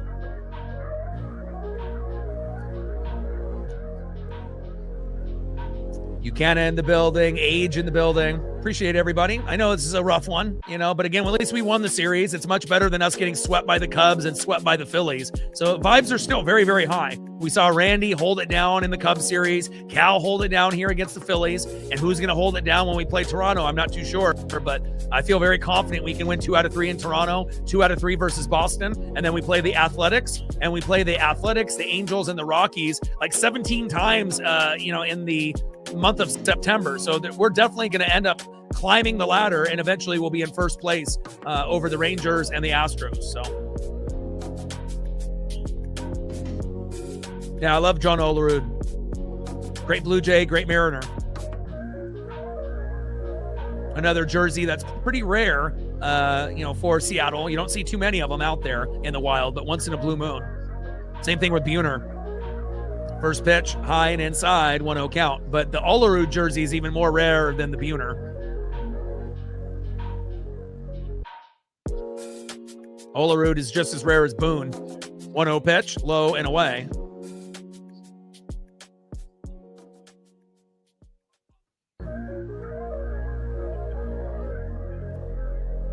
Ooh, cool. I just got the photos, Jim, of the Griffey jersey. Awesome. And, and it's cool, too, because anything that you get as a gift, then it ends up being even more special, when someone, was going to think of you and then you can end up getting a Griffey old school vintage jersey. Anything Griffey, that's my number one, and it always will be. So 3-0 pitch to Randy, steps off the plate, hits the corner, low and away, 3 balls and 1 strike to Randy Arozarena. And, again, I haven't got a chance to meet a lot of professional athletes or famous people, but to meet Ken Griffey Jr. and Sandy Koufax, I wouldn't trade that for anything. 3-1 pitch, popped up and out of play. And especially meeting Griffey when he was a rookie, in 89, and already knowing about him, since, 85, 86, 87, when he was, kind of coming up and, being the first, pick in the draft and, hearing his name, back in like junior high school when he was starting to come up, and then obviously playing a little bit in the minors and being a top pick in 87 and then getting called up in 89 and, just an amazing thing. And then obviously meeting his dad was awesome too. Super nice guy. And then meeting Koufax when I was 10 in 92. So, awesome times. Still have the photos here in the studio and the autographs, and almost remember it as if it were yesterday. And Randy Arozarena with a nice little base knock there in the left. Here we go. I got them. I got the photos. They're awesome. Thank you for sending those. Anything Ken Griffey Jr. I love. I'm a big junior collector, so big Mariner collector overall. But again, Griffey is the one that I have the most of any like single player, like memorabilia wise. So whether it's rookie cards, autographs, photos, cards, magazines, old school vintage posters, you name it, I got it. Random things from different, locations over the day, back in the day. Like Griffey holographic Pogs from 7-Eleven back in the day, like anything that you can think of. Pitch fouled off there by Julio Rodriguez. Duran on the mound, Julio in the box. We got an 0-2 count here for Julio Rodriguez. 0-2 pitch, big swing and a miss. Down goes Julio, and that is 1 away. So we got Randy to get on with a single, but nothing for Julio there. Not very patient at-bats today or yesterday. And next up is the big dumper, Cal Raleigh. And if Cal can hit a home run, yeah, we're going to lose the game, but I'd rather lose 6-2 and get him to home run number 19 rather than 18. Oh, Roberto Clemente, awesome. A legend and an icon, unfortunate to die in that plane crash.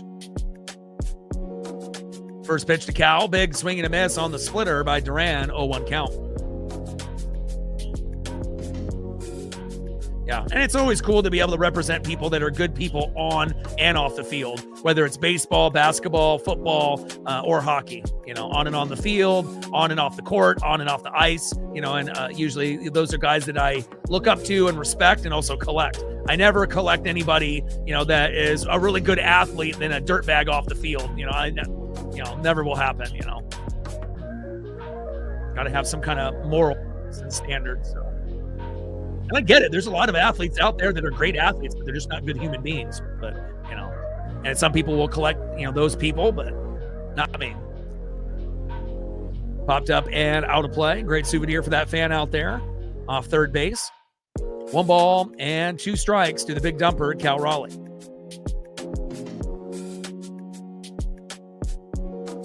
Yeah, I like random stuff like that, stuff from, McDonald's and Burger King and 7-Eleven and random, places from back in the day where they did promotions and whatnot.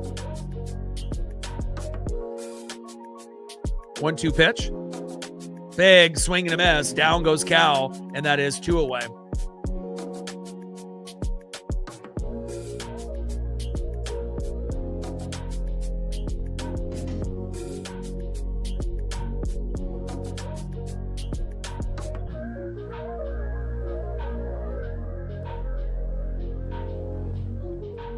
All right, next up in the 5 hole is Patrick Wisdom. On deck is JP Crawford if we get there.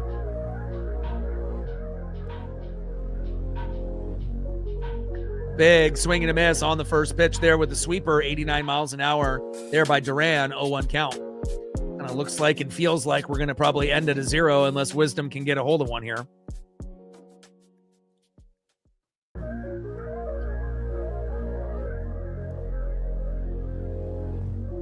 Oh, 1 pitch, low and away. 1 ball and 1 strike from Duran to Wisdom. Yeah, but I think with LeBron flopping doesn't necessarily make him a bad person. And if you actually look at his career, he's never gotten in trouble. So essentially, he actually is kind of a good person compared to a lot of the other NBA guys. It just may be that you don't like him personally, because again, there's a lot of NBA guys that get busted, whether they go to jail or they get suspended. LeBron actually has been one of those players that has been clean his whole career. But again, a lot of people don't like him based off his flopping, or you just don't like him based on the teams that he's played on. But I don't think I would go as far as saying as LeBron is a bad person. There's a lot of other people out there that are much, much worse than LeBron James. 2 balls and 2 strikes with a runner at second and 2 outs. Bottom of the 9th, 6-0 Philadelphia. The glove. That's awesome. Talking bobblehead. Sweet.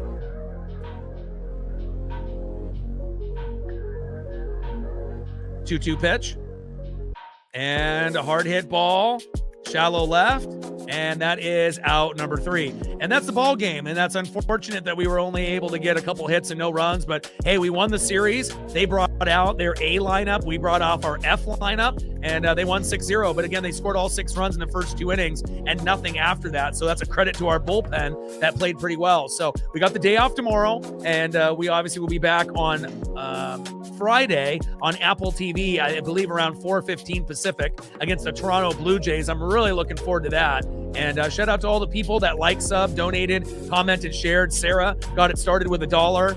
And then Sven got it with a $200 dono. Amazing. And then Sven ended up doing another $50. And then we got Angry to follow up with a $5. So awesome day on the dono train. And I love you guys and I appreciate you guys very much. Great conversations as usual. And hopefully the Mariners will play better against the Blue Jays. And I believe that they will. Final score, Phillies 6, Mariners 0. Enjoy the rest of your day as well as your day off tomorrow. And we'll be back on Friday versus the Toronto Blue Jays on Apple TV. And I got one question for you. Who you know talks sports like us? Your boy Ryan, Northwest Sports Fanatics. Tridents up and go Mariners.